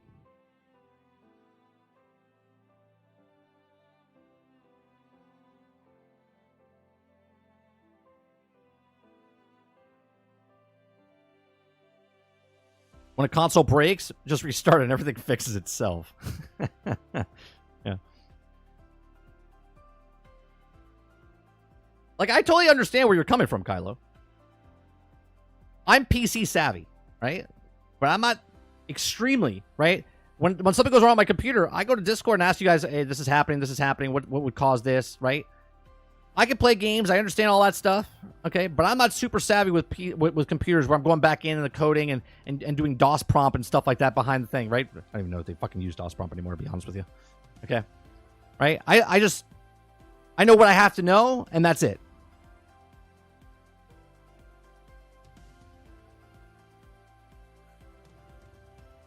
There, Travis.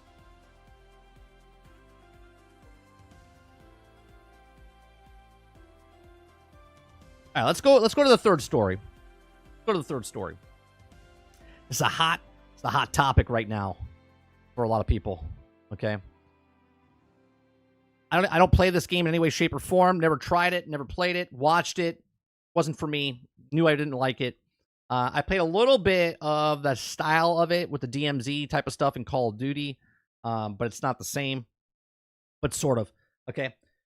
You guys like what I do here? I do these Monday through Thursday from 10 o'clock in the morning till noon Eastern. We cover news stories, have conversations with chat. We go back and forth. If you like this, make sure you hit that like button, hit that subscribe button. And if you'd like to go above and beyond that, become a member as little as $5. We do live streams, uploads, gameplay, podcasts, a bunch of different stuff. Okay.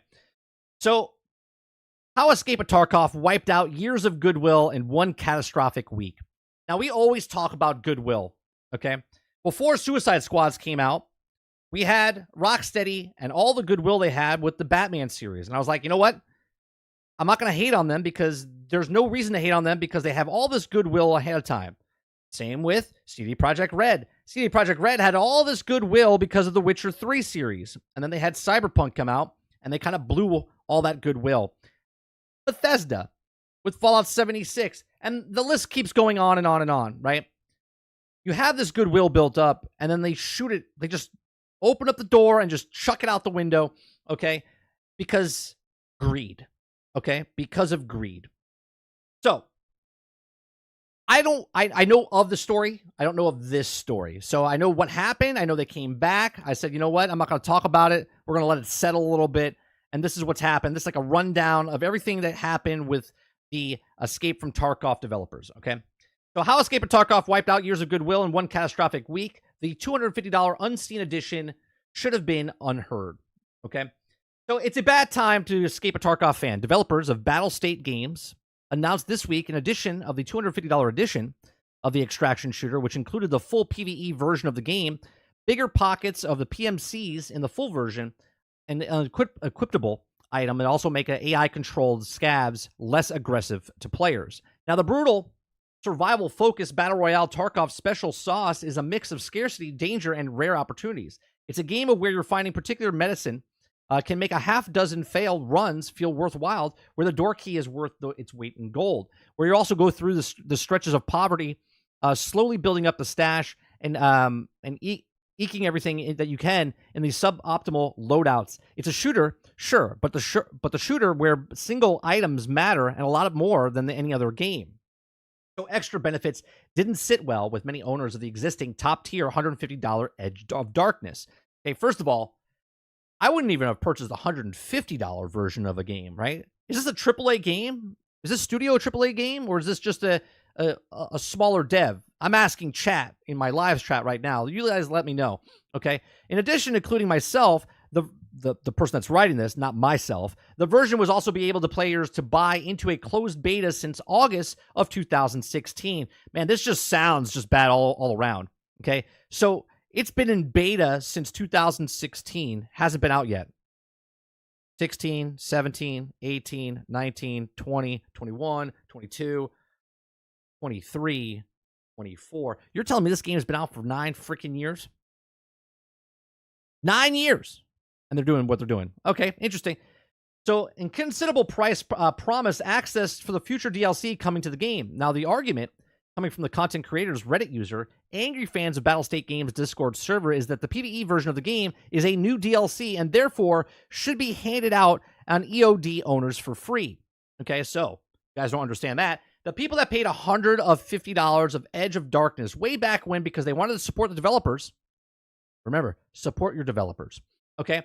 It's people like this that give a bad name when actually you're supporting your developers. This is not Blizzard. This is not Bungie. These are not AAA studios, okay? These are smaller studios that you developed, okay? So an indie studio, when they take advantage of people like this, makes a ripple effect across the industry going, should I support a game like this? Now look at what Larian Studios did. Larian had a 2-year or almost 3 years of Baldur's Gate 3, but that game came out and it was for the better. This game's been out for almost 9 years, okay? And they're trying to sell you on more stuff of the thing that they promised ahead of time for the people that spent $150, okay? So Battlestate Games initially denied the new mode was DLC, and they tried to play the word game. okay, which went down about as well as you expected. I love when they play word games, man. You have to read between the lines, not the actual line itself, okay? The backlash was absolutely furious, and after a few days in the bunker, the developer half admitted to getting it wrong. I love this. I love when they we made a bad mistake. We can't admit that, though. You don't want to admit that we made a mistake. Let's kind of play it out and let's change the wording, okay? Blowing to pressure of damage control mode and saying that all the EOD owners will get 6 months of the co-play for free, with rather substantial catch. Battle State can't do immediately because they don't have the server capacity for everyone who's bought the EOD edition. And the PCG Lynchfield put in is the enormous underforced error, okay? Or unforced error. So now they're saying that, well, we don't have the support, so we're going to have to... This is what investors are for. Now, there's a difference between investors and consumers that are willing to part with $250, okay? Because all you're getting for $250 is you're getting the game that's supposed to be subsidized, because when they get the investment, they're supposed to make a game, sell a game. And once they sell that game, they're supposed to make their money back on that game because enough people, and this is what's called a budget, right? So when you make a budget of a game, you know what your costs are going to be ahead of time. This is how you know what your investments are. This is how you know how much money you need. This is how much you know what the servers are going to cost. And then you know what you have to charge for the actual fucking game. Okay? And they came out and said $150 was what they needed. At least that's what you hope. Maybe they didn't do math back in their day when they were making their company, when they first made the game 9 years ago. But now they're like, you know what we need? We need another $100 on top of the $150. Okay? And they don't want to make any kind of problems here. They just want to just say, oh no, we didn't make a mistake. It's just that you can't possibly ask us for something that we told you ahead of time that all this was going to be included. You can't actually hold us against to our word that we said. How dare you? Okay? We'll give it to you for 6 months. Anybody after that has to pay $250. Like, do we hear ourselves here? We have conversations about AAA games costing $100, and we're pissed off that Ubisoft is making a $110 version of their game that's not sold on day one. It's 3-day early access, and you get it for $110, okay? And this independent company, this indie studio, is asking you for $250 for their game. For a PvE content that doesn't even need to be online. Imagine, okay? So on top of that, in an effort to try to appease these fans, the EOD players are being even prioritized matchmaking and the series of new items. Okay? This means that players who haven't bought the EOD edition before now, which is no longer on sale, by the way, are now going to be stuck in longer queues for the matches. Make the problem, sell the solution. Oh, but we can't sell the solution anymore. We're going to sell the solution for even more. Okay? To be clear, players who've bought the standard edition of Tarkov have paid $50 for the game and are now being treated like second-class citizens. That's for, yeah, imagine that shit show. Now it says, money, money, money, money. Okay, now I've always been forgiving of the Escape of Tarkov who bought the EOD edition all the way back in January of 2017, when the game was essentially just a previous and smaller factor map of the horde of players charging around with the hatchets and bid to find the existing pair of night vision goggles on the map. Now the game comes a very long way since then, and while the players have been Tarkov's huge cheat problem, I found the most of the changes to be broad improvements to the core experience. Not every change has been on my personal taste, and in addition to the new systems and the maps introducing bugs and the meta shifts along the way, there's also a sense of Battle State Games has a good sense of the game that they're trying to make, but Tarkov was moving towards the endpoint with each update. Now after this, not entirely sure if it still holds introducing a $250 edition, weeks after the devs also announced the microtransactions to let players get their hands on additional space in their players out of raid stash and clothing options previously earned through in-game achievements. Now has left me wondering, if they're really not so sure about what they're doing after all. No, they don't. See, video games is a really interesting form to get people in. Hey, very lucrative. If I invested $100 million into a movie, I don't know if I'm going to see that movie, that money back. But if I spent $100 million, okay, and I don't know how much this game costs, but if I spend $100 million on a video game, I have a hell of a chance of making my money back plus more, okay, because of the microtransactions and whatnot. So this game's been out for so long, And apparently they haven't been making money. Apparently they are just scraping by on what they've made so far. And this is why they're charging an additional $100 for the game mode that they're having, that they've cut out of the game, that they didn't give you for the last 9 years. And they made the problem sell the solution. The problem is cheaters. The problem is the PvP. Okay. The solution is PvE. Well, we can't just give PvE because how are we going to make money off of that? Well, let's add microtransactions. Oh, and by the way, let's add another additional $100 on top of the $150 addition for the PvE category. Okay, because we can't just put that in the game. These are the things we were supposed to be in the game, but we can't actually put it in the game. This is why we asked for $150 from those people way back when, because we were investing that money in the company to make the game total. And that's what we told them, and that's why they trusted us. Goodwill out the window. Okay. He says, I'm not annoyed about the addition of the PvE mode, but there's also messed around who got access. It's clearly downloadable content that should be made available to everyone. Now, Battlestate made a big mistake. Not sure enough has begun rolling it back. Now, the game director, Nikita, started claiming that the feature would be available to everyone at the game's 1.0 release. When's that going to happen? Okay, but such as fury of a fan base that this desperate attempt to change the narrative, Battlestate shortly afterwards announced that everyone was going to be allowed in alongside promise to get rid of the promised EOD prior queue.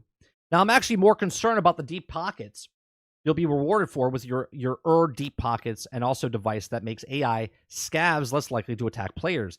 Key elements of Tarkov are also scarcity and threaten to losing items that are also even in the absence of other players in the hostile environment. These additions fundamentally change the aspect of the game and the tip of the scale, and a little more against what they aren't willing to spend, $250 on the already unforgiving experience. Now, the new pockets essentially outfit your PMC character with the cargo pants, turning into 4 one-slot pockets into new configurations featuring one slot pockets and 2 slot pockets. Most magazines in the game are 2 slots in size, and meant also to run the assault rifle with decently sized mags would also need to equip the tactical vest to put on your mags in. Several quests in the game are also restricted on tactical vests and other gear, meaning that the challenge was manufactured to make quests more difficult. Imagine that. Studios don't do that. They don't make the grind more grindy. Okay, now the unheard owners could go into a raid naked, but for the gun, the pockets full of magazines, minimizing the risk of maximizing the amount of loot that they can tote from the raid. More importantly, if a player without these bigger pockets is doing one of the same limited gear quests as someone with the bonuses, they're going to be significantly disadvantaged. This is pretty open and shut case for pay to win.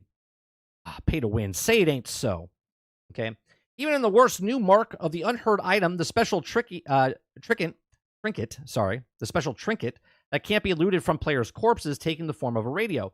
Those who wear this will also find to ensure gear coming back to 30% faster, in-game cash services costing 50% less, and players with also 6.0 fence rep will find the scavenge over 60 meters away, would no longer shoot them unless provoked.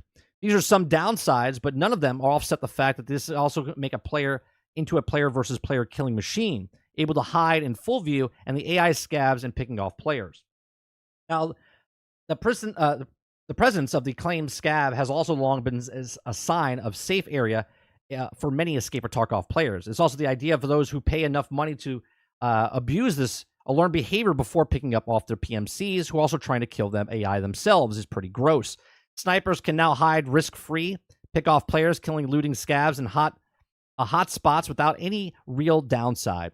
So to summarize, players who pay $250 will face fewer consequences, find the game generally easier to be at, and unmensurably advantage over the players who have merely forked out $50 or even $150 for the game.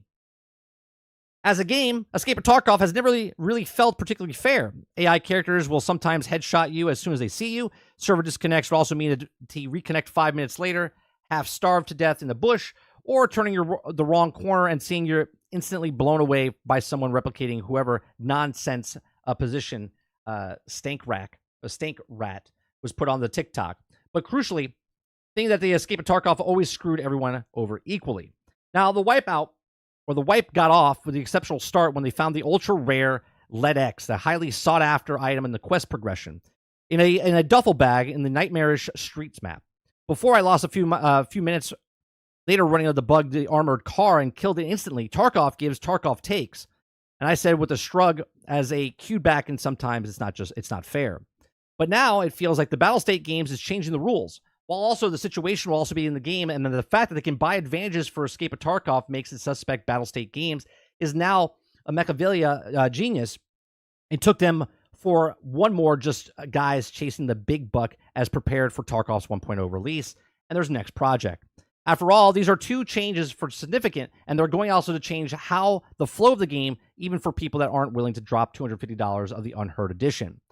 He says, I got my money's worth of Tarkov, and I'm not opposed to paying more for the games I've really enjoyed, but similar to the Unity's disastrous 2023, I'm now nervous about Battlestate's management to stick their 1.0 landing, and also zealous of Tarkov stains for years, and played for thousands of hours since my character first got stabbed to death in the bathroom all the way back in 2017. He says, this isn't my first time Battlestate that got something wrong, but it's fundamentally the special edition messes with make the game work.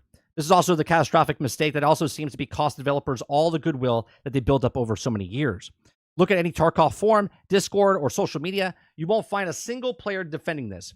I can relate, he says. It's also been rough. It's also all forgiving, but sorting players into haves and have-nots early on whether they pay more up front is starting to feel a lot like it also Final Escape from Tarkov's myself and never look back. Now, here's my thing. I don't play Tarkov. Never have, never will, never interests me. Maybe I would have played it back in the day when I was younger and I liked those type of games. Okay. But this is just yet another company that now goes in the book of, scummy practices. Okay. What they're doing here is no different than what Activision Blizzard has done. No different than what EA has done. No difference what Ubisoft has done. They have now joined the ranks of greedy developers, companies, studios, okay? And when people come in and always say, well, I'm not supporting the publisher, right? I'm not supporting Blizzard. I'm helping the devs out. Sometimes the devs are the exact same people that are making the games. And video games is a form of where people are trying to take advantage of things, okay? Look at the day before, not The Last of Us. The day before. The day before was trying to scam people over. They were trying to make it look as good as possible. They were trying to nickel and dime people. Okay, it just didn't. You didn't see what it was in its true form until it got really close to the end, and then you're like, well, "What the hell is this?" And then, obviously, the consumers were smart enough to not dive into the day before, and they saw that it was a scam. Then there's people that have been playing the long game. They're like, "Well, we have our clientele, and we took advantage of the clientele that we have." And then there's people that, well, they like the game, so let's try to milk them for a little bit more. Let's change the game and make it a little bit more problematic, and we'll sell the solution, right? And this is scummy practice. Now, I'm not going to tell you if you should stop playing the game. If you've got your money's worth, you got your money's worth. But I would say in the future, before you give your hard-earned money to a company, make sure you do some research what they've done in the past. Because now when this Battlestate Games makes their next game, and what they're doing with this game, okay, you might have made this game or played this game and you got your enjoyment out of it. But just be forewarned that if they try this now, they're going to do it again, because this is a testing ground for what they can get away with for their next game that they're creating or the next thing that they're doing, right? But these are just my thoughts. Let me know yours in the comments section down below. Please make sure you share, like, subscribe. And if you like what I do here, please make sure you check out some of our other videos. Thanks for watching.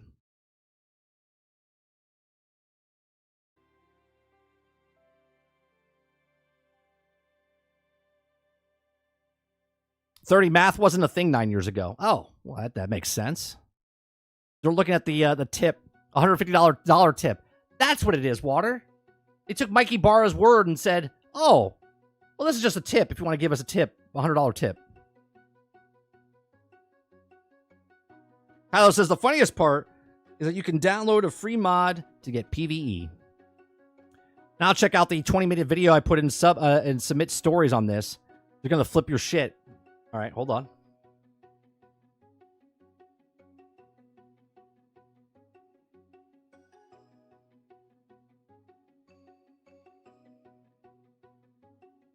The video. Is this when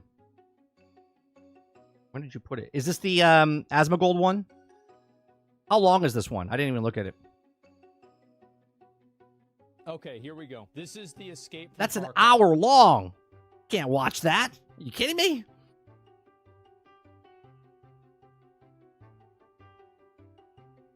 No, Mike, it's the inflation due to the war in Ukraine. I have the game. I played it a handful of times within the 4 years of me owning it. It's fun with friends, but gets old quick for me. Cheating is out of hand, and to them, they don't care. All this talk about Tarkov means absolutely nothing if everyone buys it and then they did succeed. They're manipulating you. Start a $250 scale down to see who buys it the next level. Walk away. Goldfish brain. I just hope the big streamers don't buy this edition either. No one should buy this. The last one. Okay. Okay.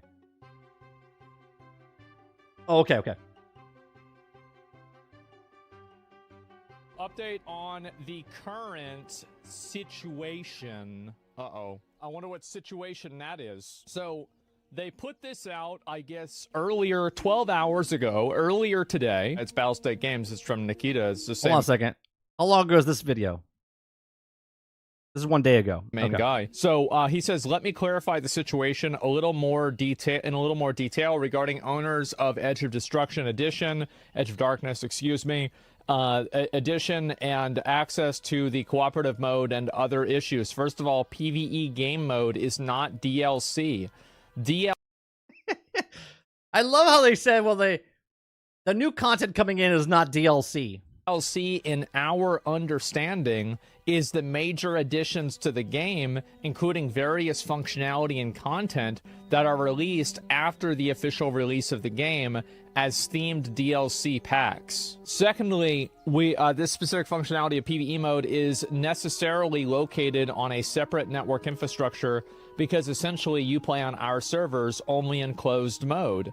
At this stage, it is not possible to launch all players who are EOD holders. Right now, we simply do not have the required amount of resources for this. We observe your dissatisfaction, and we have decided that the functionality of PvE mode will be available for free to all owners of Edge of Darkness at the release of the game when the server infrastructure will be improved to the required capacity. Now, you have all... I don't understand. Am I confused on this? The PvE mode is still online? Is the PvE mode still online? Why do they keep saying the server capacity? Had the opportunity to test this mode by purchasing the Unheard edition of the game or upgrading to the version. We also decided to give a 50% discount when upgrading to the Unheard edition from the Edge of Darkness edition. We plan to send 1 free Left Behind edition keys to everyone who's already been upgraded.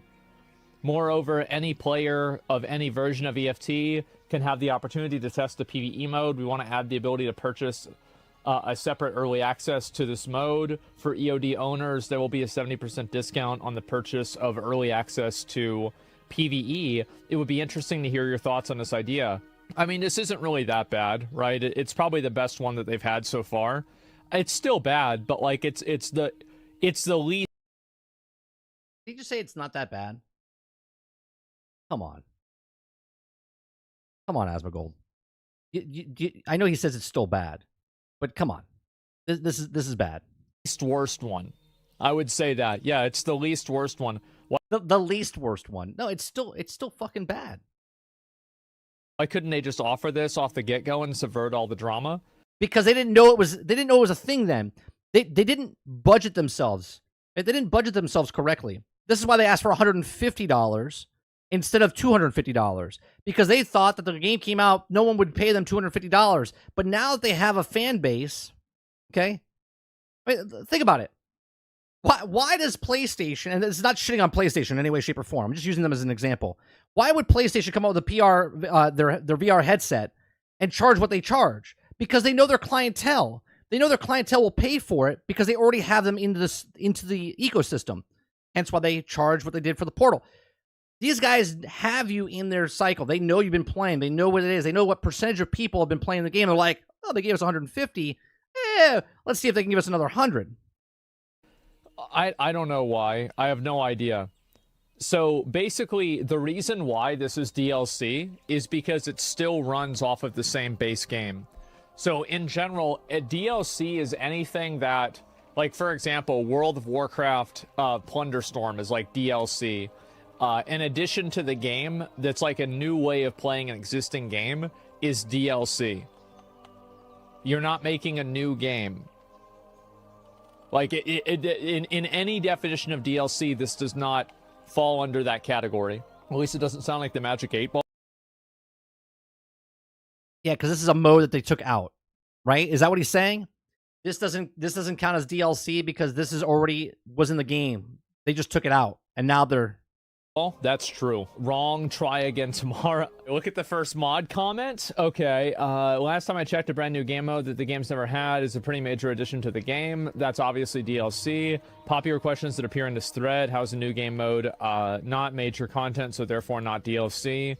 Well, look, I mean, here's the truth. You know it. I know it. Everybody knows it, right? It is DLC. Yeah.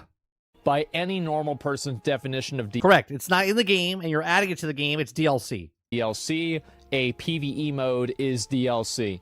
That's just the way it is. Nobody is going to imagine that it's not DLC. Like, if you polled 1,000 gamers and you asked them, is this DLC? I bet you'd have at least 950, if not all 1,000 of them, saying, yeah, it's probably DLC. Like, come on. And also, like, there's no dictionary definition of this. So really, whenever you give people something and then you misdefine it in a way that's non-advantageous. All this is going to do is now going forward, they will now be more specific, or maybe it won't be more specific. They'll be more broad, generalistic of what DLC is and what's included and not included, right? Look at Ubisoft. They are literally charging $40 for an extra content. They're literally charging you.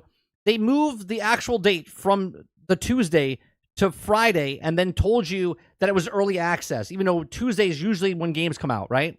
I've been playing games since I was 3 years old. Release date's usually on Tuesday. They come out on Wednesdays and Thursdays and Fridays, but the majority come out on Tuesday. They said, oh, no, let's say it's on Friday and let's get $40 extra for the 3-day early access. Advantageous to them that they clearly don't understand. They're gonna get pissed off about it. I mean, like, it's really not that complicated. Like, so it doesn't matter like what your definition is, because, you know, this is like another example of the customer's always right. If the customer thinks this is DLC, then it's DLC, especially if pretty much all the customers think that. And I think that's where they're at right now. You advertised the arena as DLC previously. It is no longer advertised as DLC. Well, exactly, right? And oh, see, they advertise the... See, I don't know about this because I didn't play the game, right? So they advertised the arena as DLC previously, but then they changed it so it's no longer advertised as DLC. That's a fuck up on their part. The problem is when you go to a supermarket and the sale sign's still up, and they tell you, oh, it's not on sale, but you're like, well, the sale sign's still up, right? They give you credit for it. They're like, all right, we'll let you have it, and then they take it down at that point. Okay. They're like, oh no, we never had it, but they did, and they try to sneak it away, right? You advertised offline co-op as DLC, and now it's no longer DLC. The reason why they advertised the arena as DLC, it's because the arena was DLC. That's the reason why. So why is this happening? And also, like, I think that they understand that there's obviously like double speak going on. Because if they didn't realize that, they wouldn't have changed the line about DLC. I think that that's the best way that you can tell that they did it on purpose, is the fact that they changed their wording. So, like, if they... And, like, why would you need to change the wording? Well, the reason why is because you have redefined DLC in a way that is advantageous for you, but that doesn't necessarily mean the customer has to, follow along with that. Arena was basically a standalone asset flip. It had nothing to do with the base game and core gameplay loop. Yeah, well, maybe the PvE doesn't either. EA is watching us off the corner and taking notes. Yeah, it's crazy. EA is watching off in the corner and taking notes. They're like, oh, you see this? Not qualify as DLC. All right, write that down. Write that down. You guys see that? See. Let's see. The rest of this still very tone deaf and arrogant. Tarkov is still in beta, and you use the money we gave you to fund other bullshit. That's the big thing. It's still in beta, and the money that they got for the $150 version, they didn't use towards this game. They used it for something else. Now, I get it. I get it. If someone gives me a tip, right? If someone physically says, "Hey, buy this and buy this game," right? Like, go buy this game. And they want me to buy that game, I'm going to buy that game because that's what they want me to use the money towards, okay? But at the same time, if someone gives me money and I choose to buy the game, or I choose to go out to dinner, or it's my money, I can do what I want. But when you're a company asking for money for the game so you can make the game, and then use that money in other ways, not towards the game, and then ask for more money later, that looks fucking scummy, man. That looks scummy. We didn't ask or expect. Common sense should tell you to don't move resources from anywhere until Tarkov is feature complete. The game's not out yet, man. It's in beta. You asked for money because you thought that's what you needed, right? You shouldn't ask for another $100 from people. You should go out and find an investor to put that money in. You ship the game, then go and waste whatever resources you want doing your own shit. I think that's pretty fair. It is. Y'all are so close to hitting the nail on the head, yet miss due to arrogance every time. It's not due to arrogance. It's because they don't want to. So this is the problem that the Tarkov developers have. They can't give everybody the PvE because they don't have the server capacity for it. Now, well, then you should have thought about that, right? So their problem is that they're too successful. Is that what it is? They promise people ahead of time something, and then they're like, well, we can't do it.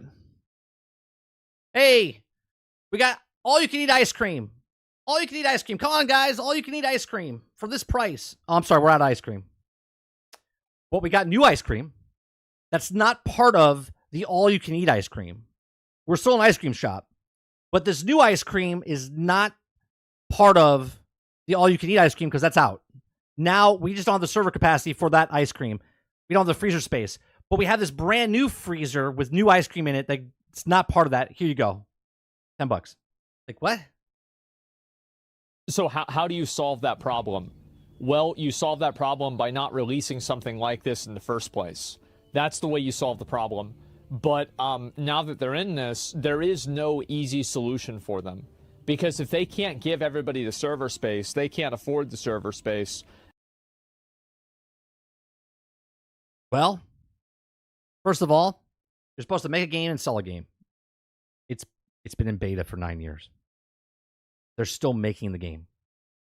They're still making the game. And now they're asking for more money. They're stuck. But the truth is that this is a problem that they've created themselves. They did this to themselves. It's not like it's some other, accident or anything like that. It happened because of their own actions. So close, but still not listening clearly. Oh, you almost had it. Yeah, I feel like this is better.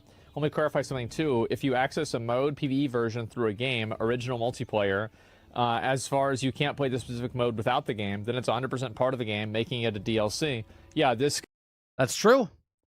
He says, let me clarify something. He says, if you access a mode PvE offline version through a game, originally multiplayer Tarkov, as if you can't play the specific mode without the game, then it's 100% part of the game. And it's DLC. Guy has the best definition of it. He did it better than me, right? Yeah, I agree with that. PvE is objectively DLC. It doesn't matter what BSG's definition of DLC is. Well, also, you have to remember that they agree that the PvE is DLC. And this is one thing that I hope Tarkov players understand, is that the developers of Tarkov know that it's DLC. They know it, and you can know that for a fact. And the reason why you know that they know it's DLC is because they changed the wording on their website. Guilty because they changed the wording. They're like, oh shit, this is DLC. Well, we gotta change the wording. Why would they change the wording if they were being consistent? They changed the wording because they knew that they were going to do this. That's the whole reason. Yeah, I mean, I can't believe anybody who believes this shit. I mean, let's be honest, man. It's disgusting. Oh, it's not a surprise. Let's see how standalone game arena is a DLC, but a new game mode that we paid for is not. Well, guys, remember.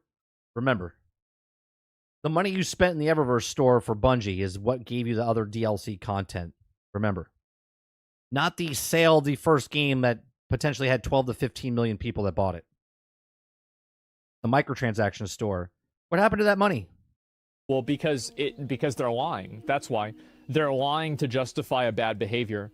It's simple. And this is the thing, like a lot of people try to use logic and try to argue with people, but whenever you argue with somebody who's lying, you're just going to be lied to. That's right. That's right. A liar keeps lying. The truth is that there's no point in even approaching and arguing this. They're lying. They did it because they don't want to spend extra money on server capacity. They changed the words, after the fact to gaslight people into thinking that it was never the case, that the arena was DLC, but this isn't. And now they're trying to pretend like this never happened. I mean, let's be honest here, guys. They're just being pieces of shit. Exactly. Now, again, I don't play them. I didn't play their game. I'm not going to support them. I'll tell you what, I'm never going to support this company. And I won't support other companies that do this as well. And so there's no reason to even engage in an argument or a conversation. They're lying. They scammed people. Everybody knows it. And that's why they're all mad. There it is. And if they had said, too, here's the other thing. If they had said with the PvE, they had said at the beginning, we're not going to be able to get everybody into the PvE at the same time. We're going to have a really long server queue for the... And exactly what he's saying right now. Again, they didn't think enough back in the day. They just said, oh, how do we get people? Because they had to build up value, right? They had to build up value because they wanted to make a game. They didn't have the money, so they asked the people to make the money, okay? So they got the money, $150. And in that $150, they said, hey, we're going to have PvE. We're going to have all this stuff. That was just a carrot for you to pay the $150. But here we are years later. They've blown that money in some way, shape, or form, not towards the PvE, towards something else. And now they're shit out of luck. Now they're held their nuts in their hand going, well, what do we do? We're out of money. We bought that coffee maker, that really expensive espresso machine, and I got that brand new car, and I got this other thing that we spent money on. We don't have enough money left over for that PvE thing that we asked for the money up front from. The PvE. Or we're going to have a random lottery system, like kind of how like WoW betas have like a random invite list. Then it would have been fine. There's like 50 different ways that they could have done this. But the reason why they didn't use any of these other methods, you might be like, oh, they're stupid. No, these guys aren't stupid. They did it for money. What do you think? 1,000%. Like, oh, look, guys, let me give you a little bit of advice. Whenever personal gain and coincidence converge, it's not a coincidence. You think that they just accidentally charged $250 for this? Get the fuck out of here. They clearly did it because they wanted to see how much money they could get from people that they already got the money from. Exactly right. This is a test. They know their clientele. Stats show everything. They know their clientele. The clientele they know will spend a certain amount of money, and they will get the money out of people because they're like, oh, I'll support you. I'll buy 2 copies. Because that's what they want. That's it. Jordan Belfort was talking stupid. Yes, you never want to think that somebody who is scamming you is dumb. I think that, yes, they have mismanaged this situation, but the outcome of the situation was entirely planned. This is what Lyric said. Remember Ark did this? Like, we have goldfish brains. I don't. Ark did this. Remember when Ark told you that the next Ark is included in the price of this? And then they went, no, it's going to be separate. And then they took it back. You remember this? This was just a couple of months ago.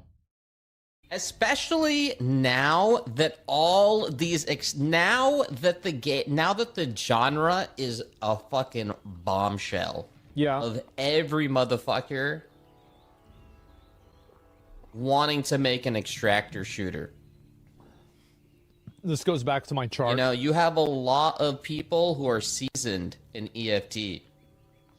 Yeah. Your community is like super into your game. They love you and hate you at the same time. Yep. Because the cheaters or the bugs or whatever the fuck, but they still load up. You got the community. Yeah. They still load up because they're addicted. They love what they love. But you got to know you're taking advantage of you. Like a WoW community. They love you and hate you. And they love to hate you. Successful. No, he's right. Lyric is right. A lot of these people don't mind forking up $250 too. Well, a lot of people that play PoE don't mind forking it up, but they also don't mind it because they don't have to. I think that whenever you require something, it's a lot different than whenever it's an option. So yeah, it's possible. You know who could charge money? No Man's Sky.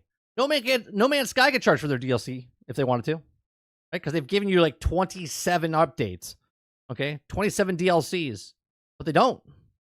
Did they ask you? Oh, did you get the $250 edition to get all the DLC? Did they ask you for $200? Now I understand each business is different, okay, but looks pretty scummy.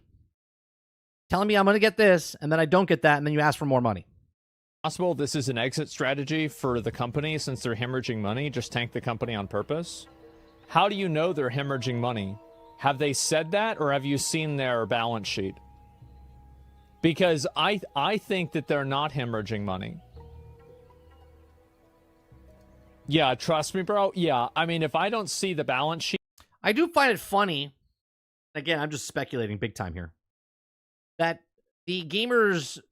GDC was just a couple months ago, like a month and a half ago, and they made this change afterwards. So I'm gonna take a big leap of faith here that they went to some sort of organization during the GDC event, and they said, "This is how you get more money out of your clientele. You know what they're doing, and this is where you have to clamp down, and you can try." And they went, "You know what? Maybe we should do this. Maybe we should ask for more money and see what percentage of people buy it." If this isn't a publicly traded company, then I'm not going to believe that they're hemorrhaging money. Yeah, no way. DLC abbreviation, people keep talking about that. Yeah, half your player base gets the new stupid edition. You will not be able to handle the load. Yeah, and this is also like another really good way to look at it. This guy brings up a great point. I thought about this when I was reading it and I forgot. So what's the logic here? So the servers can't have everybody. So you're adding a new version of the game, in which case your best version, or your best case scenario, is that you buy everything for the game, and you buy the new version, and then you're in the same position that you're at now, where you can't afford all the server space. This almost feels like, in a different version, in an analogy here. I remember back in the day when SunPass first came into the state, and up here in Central Florida, when I lived over by the college and I had to work at Universal Studios in the back lot, I had to drive and get on 408, which is one of the interstates here. Okay, and they had SunPass, and there was a lot of change machines, right? And then they brought in SunPass, and then SunPass happened, and if you didn't have SunPass, you would have to wait in the long lines. Okay, and then you got SunPass, and then you were flying through without stopping, and no one was happening. But more people started getting SunPass, and then they got rid of the going through the toll booths, and you were just flying through. Then they raised the price, and then they put the non-stopping at all. There was no little toll plazas anymore. It was just literally just one big arch, and you just fly through. And now there's so many people with SunPass, and then it started backing up over there as well. And then the one toll plaza off to the side now is the one where no one has to wait, and you can just go through. That's what it seems like they're doing here, right? That's what it seems like they're doing here. They make the change. It's actually crazy for the server space, right? The people, they don't want to wait, so they paid extra, so they get priority in the server space. EOD was promised was a great mistake for them. Now they've come to regret it, and they're trying to find any actual way to make money again. Yeah, I mean, I don't know if this is a good idea or not. I think that it probably wasn't. Like, personally, I think that it would have been a better idea to just put it out, and then, like, for example, I would have probably tried the PvE version of Tarkov. Like, I'm not interested in PvP Tarkov because it's... I'll be honest. I probably would have gave it a shot, PvE, because I'm not interested in the PvP aspect. But if you gave me a PvE, I might try it out and be like, hey, you know what? This is pretty good. Just too hard. What's SunPass? It's a toll company. It's like Easy Pass, SunPass, whatever else, wherever you are in whatever state you are. It's just a pass for the toll system here. Core, and like I'm the kind of person that if I play a game and I lose progress in the game, like the reward structure in my brain just like immediately falls apart. Like, because then I feel like I've lost progress, therefore I wasted time, and then I think to myself, I'm wasting time playing this game, and then I think to myself, why am I wasting time playing this game? Then I stop playing the game. It's exactly why I don't do it anymore. Because if I'm going through something, time is the most important thing. If I feel like the game is not respecting my time, I'm not going to play it. Right? That's pretty much how it happens. So, like, almost any game that has, like, a reverse progression ends up making me lose interest in it, like, immediately as soon as I have that reverse progression a couple of times. Like, I see that happen, I'm done. I don't want to do it again. No Eclipse. No. Seasonal? Yeah, Hardcore WoW is the same for me. PoE, I usually quit seasons whenever I die a few times and I lose a lot of experience. I mean, I'm going to watch it, but not on stream. stream. 3 hours, okay. Well, I'm just going to go do something else. So, yeah, it's just, that's a personal pet peeve of mine. And if a game has that, I will just never be interested in that game at all. I think that really, this wasn't a mistake by them. This wasn't an accident. This was them simply doing this to make the most amount of money possible. Actually, and this is the Xbox one, right? It's the independent developer for Xbox. think that, again, with the DLC, I will say it one more time, Escape from Tarkov themselves, the developers themselves, know that it's DLC. Because if they actually thought that it wasn't DLC, they wouldn't have to reword what the purchasing was. Which... Yeah, you know what? No, we're not going to watch it. We're not going to watch it live, because if something happens and they show some stuff, we'll just talk about it tomorrow. It'll give us content for tomorrow morning. They did on their website. They reworded it because they knew that they were wrong. That's all there is to it. I fucking hate greedy fucks. I mean, again, there's no problem with them. I think if they had said, hey guys, we need more money, and so we're going to have to charge, and like tell... Oh, Vandal, don't get me started with the fucking tolls. Right? There's only one road in Central Florida that's not a toll road, and they added a toll road in the center lane. Okay? I-4 was the only road in Florida that wasn't up here in Central Florida that wasn't a toll road. And now they've made a toll road that fluctuates price based on the time of day during rush hour or not. So right now, if you take it, because it's dead, to go 12 miles, it'll cost you $3. But if you go during rush hour, it costs $17 to go 12 miles. Tell people about this like 6 months ahead of time, they would have been able to weather this and it would have been fine. They could have done the exact same thing, and I think that it probably would have been fine, or it would have been a lot better. Let's say a lot better. And the problem why this happens is that it's kind of what I was saying before, is that if you treat your audience like they're a bunch of vitriolic, stupid children, well, then they will be. And so what ends up happening is that this company decides, okay, well, we're going to go ahead and push this out there, but we're not going to talk to the player base about it and then make them look stupid. And you know, just like insult their intelligence, be patronizing to them, try to like pretend like they don't know what DLC is. Like, you're explaining to an entire community of gamers. You have state income tax in Georgia, Vandal? What DLC is? Get the fuck out of here. Everybody knows what DLC is. That's why they're mad. It's because you offered it and you said that it was free before. So it's again, it's the intellectual dishonesty and the insult to people's intelligence that they can't see what's clearly happening in front of them. I think that's what really makes people the most angry, not actually the price. I think that if they had put this out for $250 and they had told...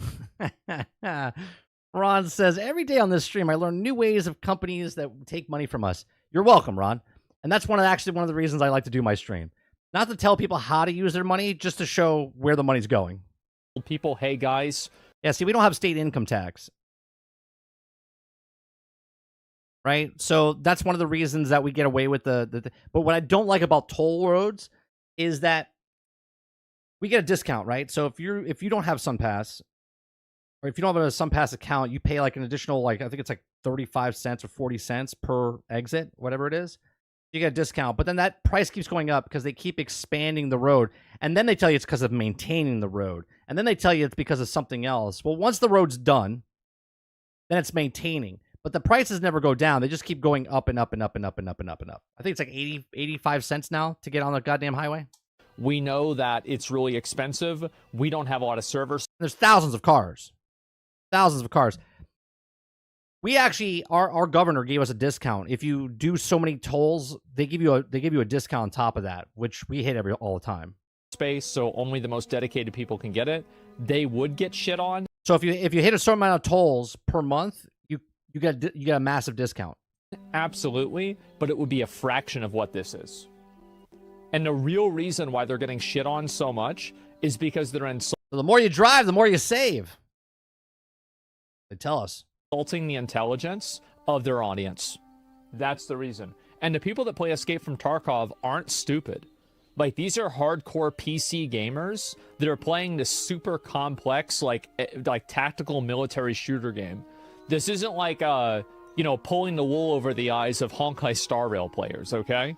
Where it's like, oh, they're not happy? Okay, we'll release a new picture of one of the characters in a bikini. Okay, everything's fine again. So, the truth is that, like, these people are they're not gonna take this. They're gonna be fucking furious. Of course. Or classic WoW players, yeah, something like that. So, yeah, this isn't a surprise at all. And there's Helldivers too. Be sure to check out the deals in the acquisition center today with prices so low, they're practically unheard of. Oh, boy.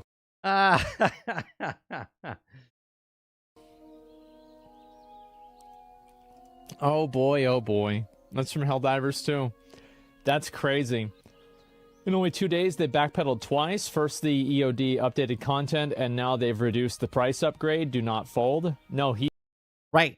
They fucked up big time, and now they've changed twice. From Thursday's show of GXG when it broke to now, they've changed twice already. This person is very right. Yeah, never compromise with people that are trying to fuck you around. Never be like, okay, well, you can only, it's like, you're not going to cut my arm off, but you can at least have a finger. If you're a person that was thinking about getting Tarkov, okay, or as Escape from Jerkoff, I'll call it now, because that's what they're trying to do. They're trying to jerk you off, and you have to escape from being jerked off. Okay, you have to go spend your money somewhere else. The money that you were gonna go give to these people, go give to someone else. Don't let them have anything. Yeah, just keep pushing. Act like it's never good enough until you actually get what you really want. Because if you don't, then they're just going to slowly edge that away from you over time. Life is becoming expensive. Why not Tarkov? Seems fair. The problem isn't the price of the game. The price is like the insult to injury. If they had introduced this price point, and they were honest and forthcoming with their community about what their financial problems were, then you would have had a lot of people that were angry about this, but it would be 20% or 10% of what it is now. That's right. But they weren't forthcoming because they're scummy. And see, this is a lot of people that have a problem when I talk about certain things, and they're like, whoa, you don't know what you're talking about. Now, it's because I have morals and standards, okay? And certain companies, right? Cyberpunk's not the problem. CD Projekt Red was the problem. Okay, and Cyberpunk is what they created, but the company tried to dick you over by selling you something that was incomplete. This goes over and over and over again with other games. This is the latest of those games. The lying and the Escape from Jerkoff. Insult to the intelligence of the audience that's really making people angry here, not necessarily the price or the content itself.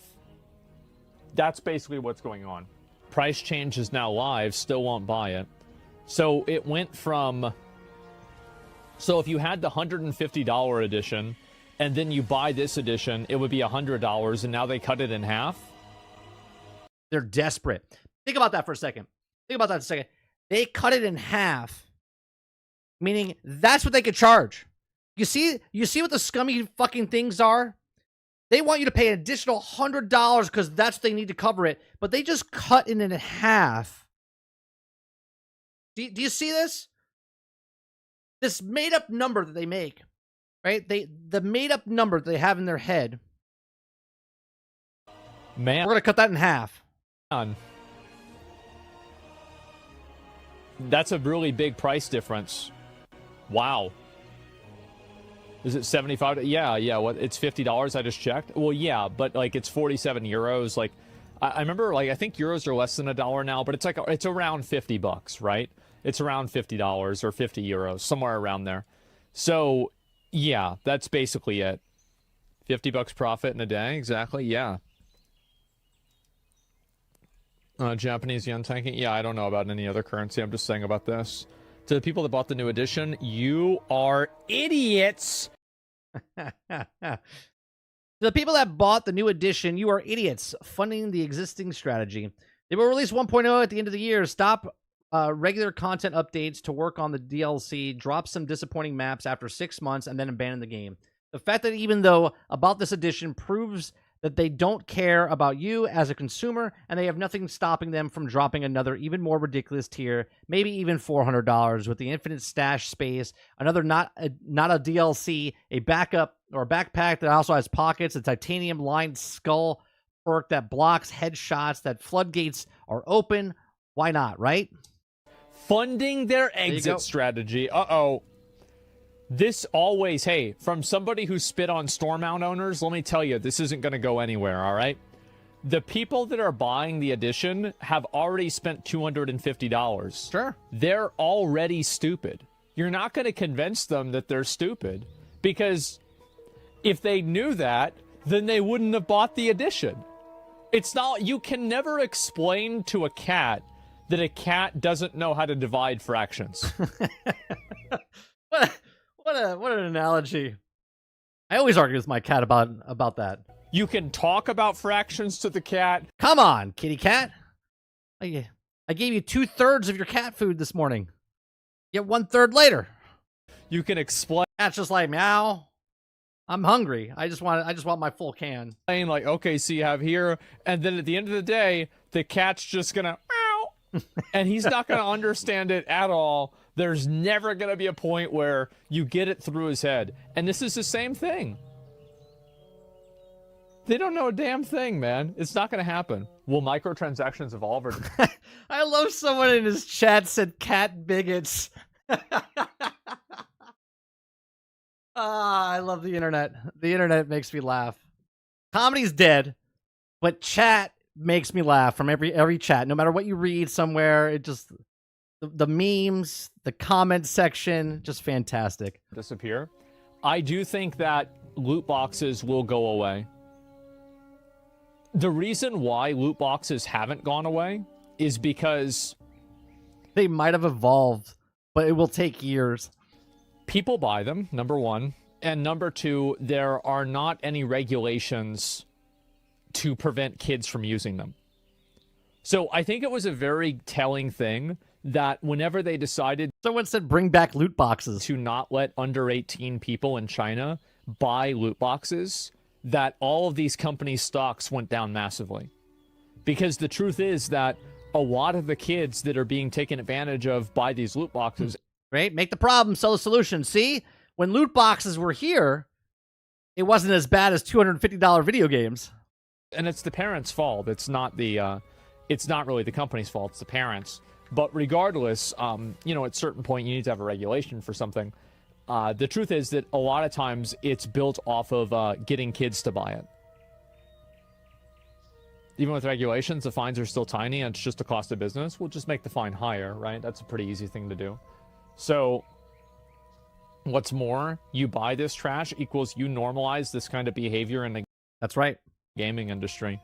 I remember whenever I heard this. Yeah, I remember hearing this... a while ago. But it's true. Yeah. He brings up the horse armor, but it's true. If you support it, they're going to keep doing it. And this is exactly what they did. The $2.50 horse armor went to $3. It went to $5. Went to an $80 monkey glove. Went to a $110 3-day early access. This is exactly what it is. Right? You buy this trash, you normalize this kind of behavior in the gaming industry. The worst part of it is you'll work and set even further bad precedents. They're just going to keep going. If you normalize it in the industry, yeah, and everybody was saying, don't buy it, don't buy it. And they bought it, and this is exactly what happened. Well, luckily, nobody bought it, and microtransactions never took off. That's right. Right? I mean, I think that's what happened, right? Yeah, guys, I mean, this Tarkov stuff is pretty embarrassing. And I think, again, they can solve this problem whenever they want. by just saying that they fucked up and acknowledging. They won't do that. Nobody wants to tell you that we messed up. Nobody. Acknowledging what they fucked up with and keeping doing the same thing. Because if they just keep doing the same thing, but they just don't call their players stupid, then it'll be fine. Well, no, they don't call their players stupid straight up, but they're telling you you're fucking morons. Fine. It's, again, the fact that people are being called stupid is the issue. Update on... So, that's exactly what they do. You are no longer a consumer. You are a resource. You understand? Resource. We are a little thing in the bottom of the ground, right? And you have to extract that resource. Well, we're trying to find those resources, and that resource is the person that has a lot of money and very little time. How do we get that person? That's the resource, right? We have to extract that money from that person's pocket. We got to make it feel like we care about them in any way, shape, or form. And that's what you are. You are not a customer. You're not a consumer. You are a resource. That's what you are. Even if you buy a game that has a microtransaction in it, but don't buy microtransactions, you're still supporting the practice. I think people don't think about that. I enable all the people who to pay to do so. Yeah, if you look, I have no problem buying a game and supporting that game if they say what it is. I have a problem when they come out and tell you what it is, and then it's nothing like that. That's the problem I have. Okay? You want to put microtransactions in your game because it costs more and got to keep the lights on. I know it's all bullshit. Okay? But if I could buy your game and you don't take anything away from me, I could buy your full game for the price that you put it out there for, 60, 70, whatever it is. Okay? And I get that whole game there, and I can enjoy that game, and I don't have to adapt in with the microtransactions. Cool. Now, if they make a game where they start supporting holding stuff back, changing the way the grind factor happens because of it with the microtransactions, that's a problem. Now, you're not wrong, because I've said this also, Argus, right? If there's just cosmetics in the game, buying that game and never spending money on those microtransactions is still supporting the microtransactions, because the company doesn't care if you buy them or not. They look at it and go, well, I put it in the game, and they bought it, right? And that's it, right? Any game with a microtransaction in it, and we purchase, you're supporting the microtransaction. Because, again, they're not looking at the negative. They're looking at the positives of that. Okay? If you guys ever listen to The Secret, okay? Good book. There's a movie out there, okay? When someone says something, you take the negative out and you just listen to the positive. That's what companies do. They don't care about the people bitching. They care about the people that are asking to add more stuff. 1 million people could say the game sucks, but 1,000 people are like, man, I love this thing. They're going to focus on those 1,000 people because they want to make as much money out of the resource as possible. Because the person that's not engaging with the game, they don't care. Once that resource is tapped out for the people that they have, then and only then will they reach out to the other people to change its ways. Holding stuff back in missions in the Ubisoft Star Wars game. Yeah, that Jabba mission you only get if you pre-order and you get the season pass. You have to pay $110 to get the extra mission. Okay, the extra mission.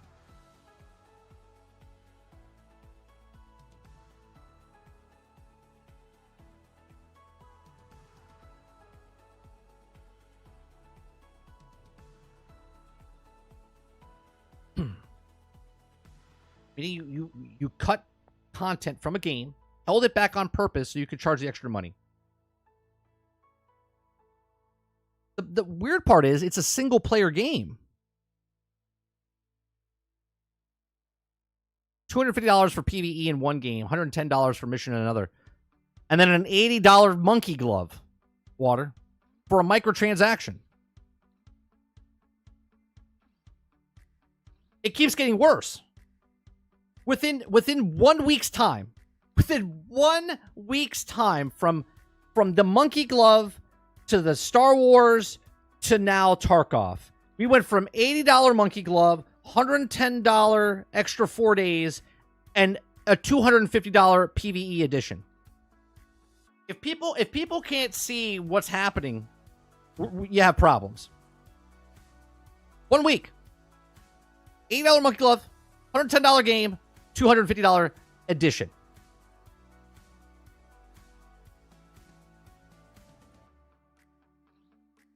That comes out this summer, Eclipse. Not yet.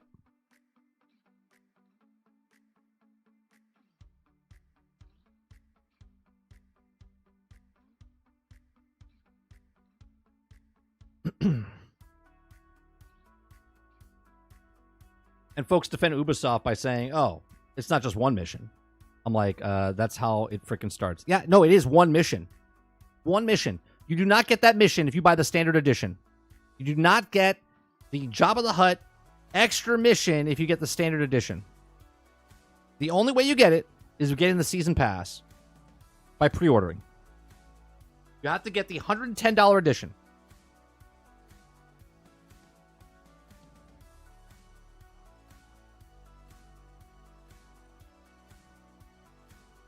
It's insane. I love video games. Love it. Okay? But it's a little ridiculous. There was a video I wanted to watch, but it's going to be too long now. Well, maybe we'll push it over tomorrow. He talks about how Ubisoft is on purpose, right? Which I said, they want you to go for the $18. There's two videos. There's a video talking about subscription models, okay? And why they do it. Okay? Actually, you know what? We can watch the clip. Let me get the clip. Let me get the clip. It's at the very end of this guy's video. And he talks about why they want a subscription service instead of asking you to buy a game or asking you to buy they want you to buy a service. Okay? Let me find where it is.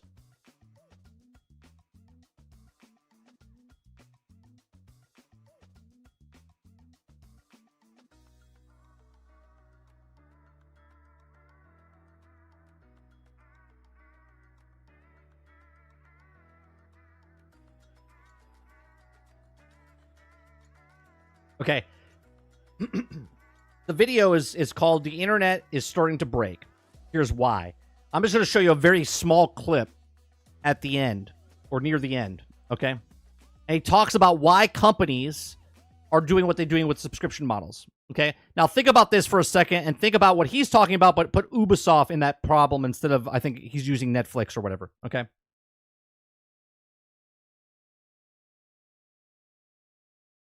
Oh, hold on a second. As opposed to having to go all in with the big upfront hard sell on a big purchase. And also, subscriptions create to get people in with a cheap subscription and then upsell them later on with add-ons and more expensive tiers. As opposed to having to go all in with the big Here, I'll do it one more time back here. Hold on a big purchase.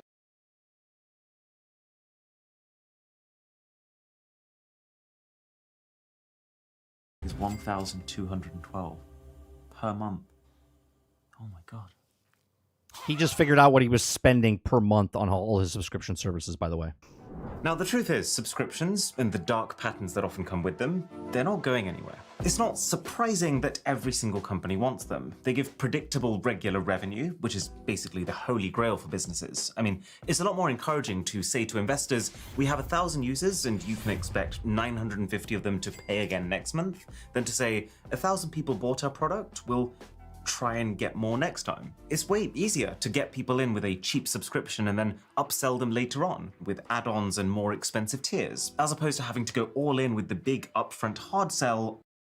Mind you, what he's talking about here, think about Game Pass, think about Ubisoft, think about EA, think about all these subscription services, PlayStation Plus, Netflix, Disney Plus, Paramount Plus. On a big purchase. And also, subscriptions create lock-in. So the people who are subscribed, they're not just paying you for the subscription, but they're also likely to keep paying you more while trying to make the most out of that subscription. And then finally, lots and lots of money. I mean, here's what a company's revenue looks like if they sell 100 products each month for £10, and here's what that same company's revenue looks like if they sell 100 subscriptions for £2 a month. It overtakes the individual purchases very quickly, and it just Do you see the difference there? The blue line is if they just sell the product. So the blue line in this scenario is sell the game, right? Sell the game. The red is the subscription, which is the $18 a month, where it surpasses what the game is within 8 months. Within 8 months, they make more money past what they made, okay, by just charging $2 on this particular thing, okay? $2 subscription, 100 new month, $10 product, 100 month, okay? Keeps accelerating. So, what do we do about it? Well, just me to you. What I would do is, when you sign up to a subscription that you know you only want to use for a month, just cancel it straight away. You'll get that first month, and you can make sure it's nothing past that. If you're stuck subscribing to every single one of the TV services because you don't want to miss out and you do want to watch them all, you could just try rotating. Subscribing to one at a time, binging the thing that you most want to watch on that one for 1 month, and then moving on to the next. All right. Well, and then there's one more thing I want to show you about, okay? Because there was a stat. There was a stat the other day. I think we had it in our Discord. It was last week when we had it, but I didn't bring it up. Where is it? It was a stat of Microsoft's. It was a tweet of Microsoft what they made. Okay. And people are like, oh, see, their consoles are down, but their revenue was up 51%, right? That's because they're selling less Xboxes, but they're having more subscription. Okay, they were making more money by not putting out a lot of cost out of pocket because of the consoles, right? Less consoles were sold, but more money was made. And that graph I just showed you is exactly the reason. Okay? Those of you that think that subscription models, all right, are not the downfall, they are. They are the downfall. You as a customer, we're getting our value out of it now.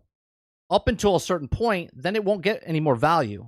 Then it'll be way too much money for the value. And the value gets smaller and smaller as they keep going, right? As they add more stuff, the volume's there because of the price. The price is fine with the volume and the quality of the stuff.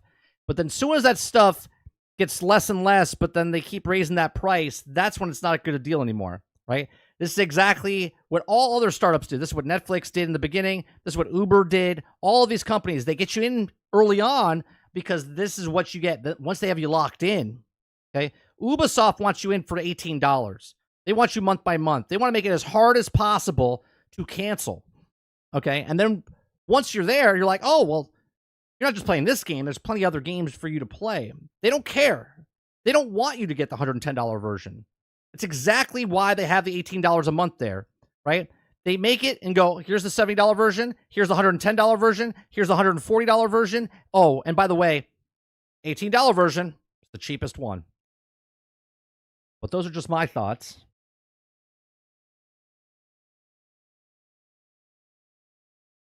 Exactly, Mike. And Xbox will continue to sell consoles because it's just one way for folks to access Game Pass. Exactly. And this is why I said they're not going to get rid of the console, right? This is what they're just going, that's the way it's going to go. It's because another avenue for them to get. What's funny is it's hard to find the cancel button in the website for Ubisoft Plus. He talks about in that video about PlayStation Plus on how you have to go through like 9 hoops to try to cancel your PlayStation Plus. Okay?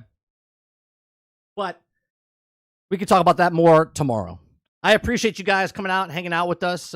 We do this Monday through Thursday from 10 o'clock in the morning till noon Eastern. What's going on, Mandalorian? I start at 10 o'clock and usually end around 12:30, 1 o'clock. So we're actually ending the stream now. So you missed a lot. You can go check out the past as soon as I'm done here.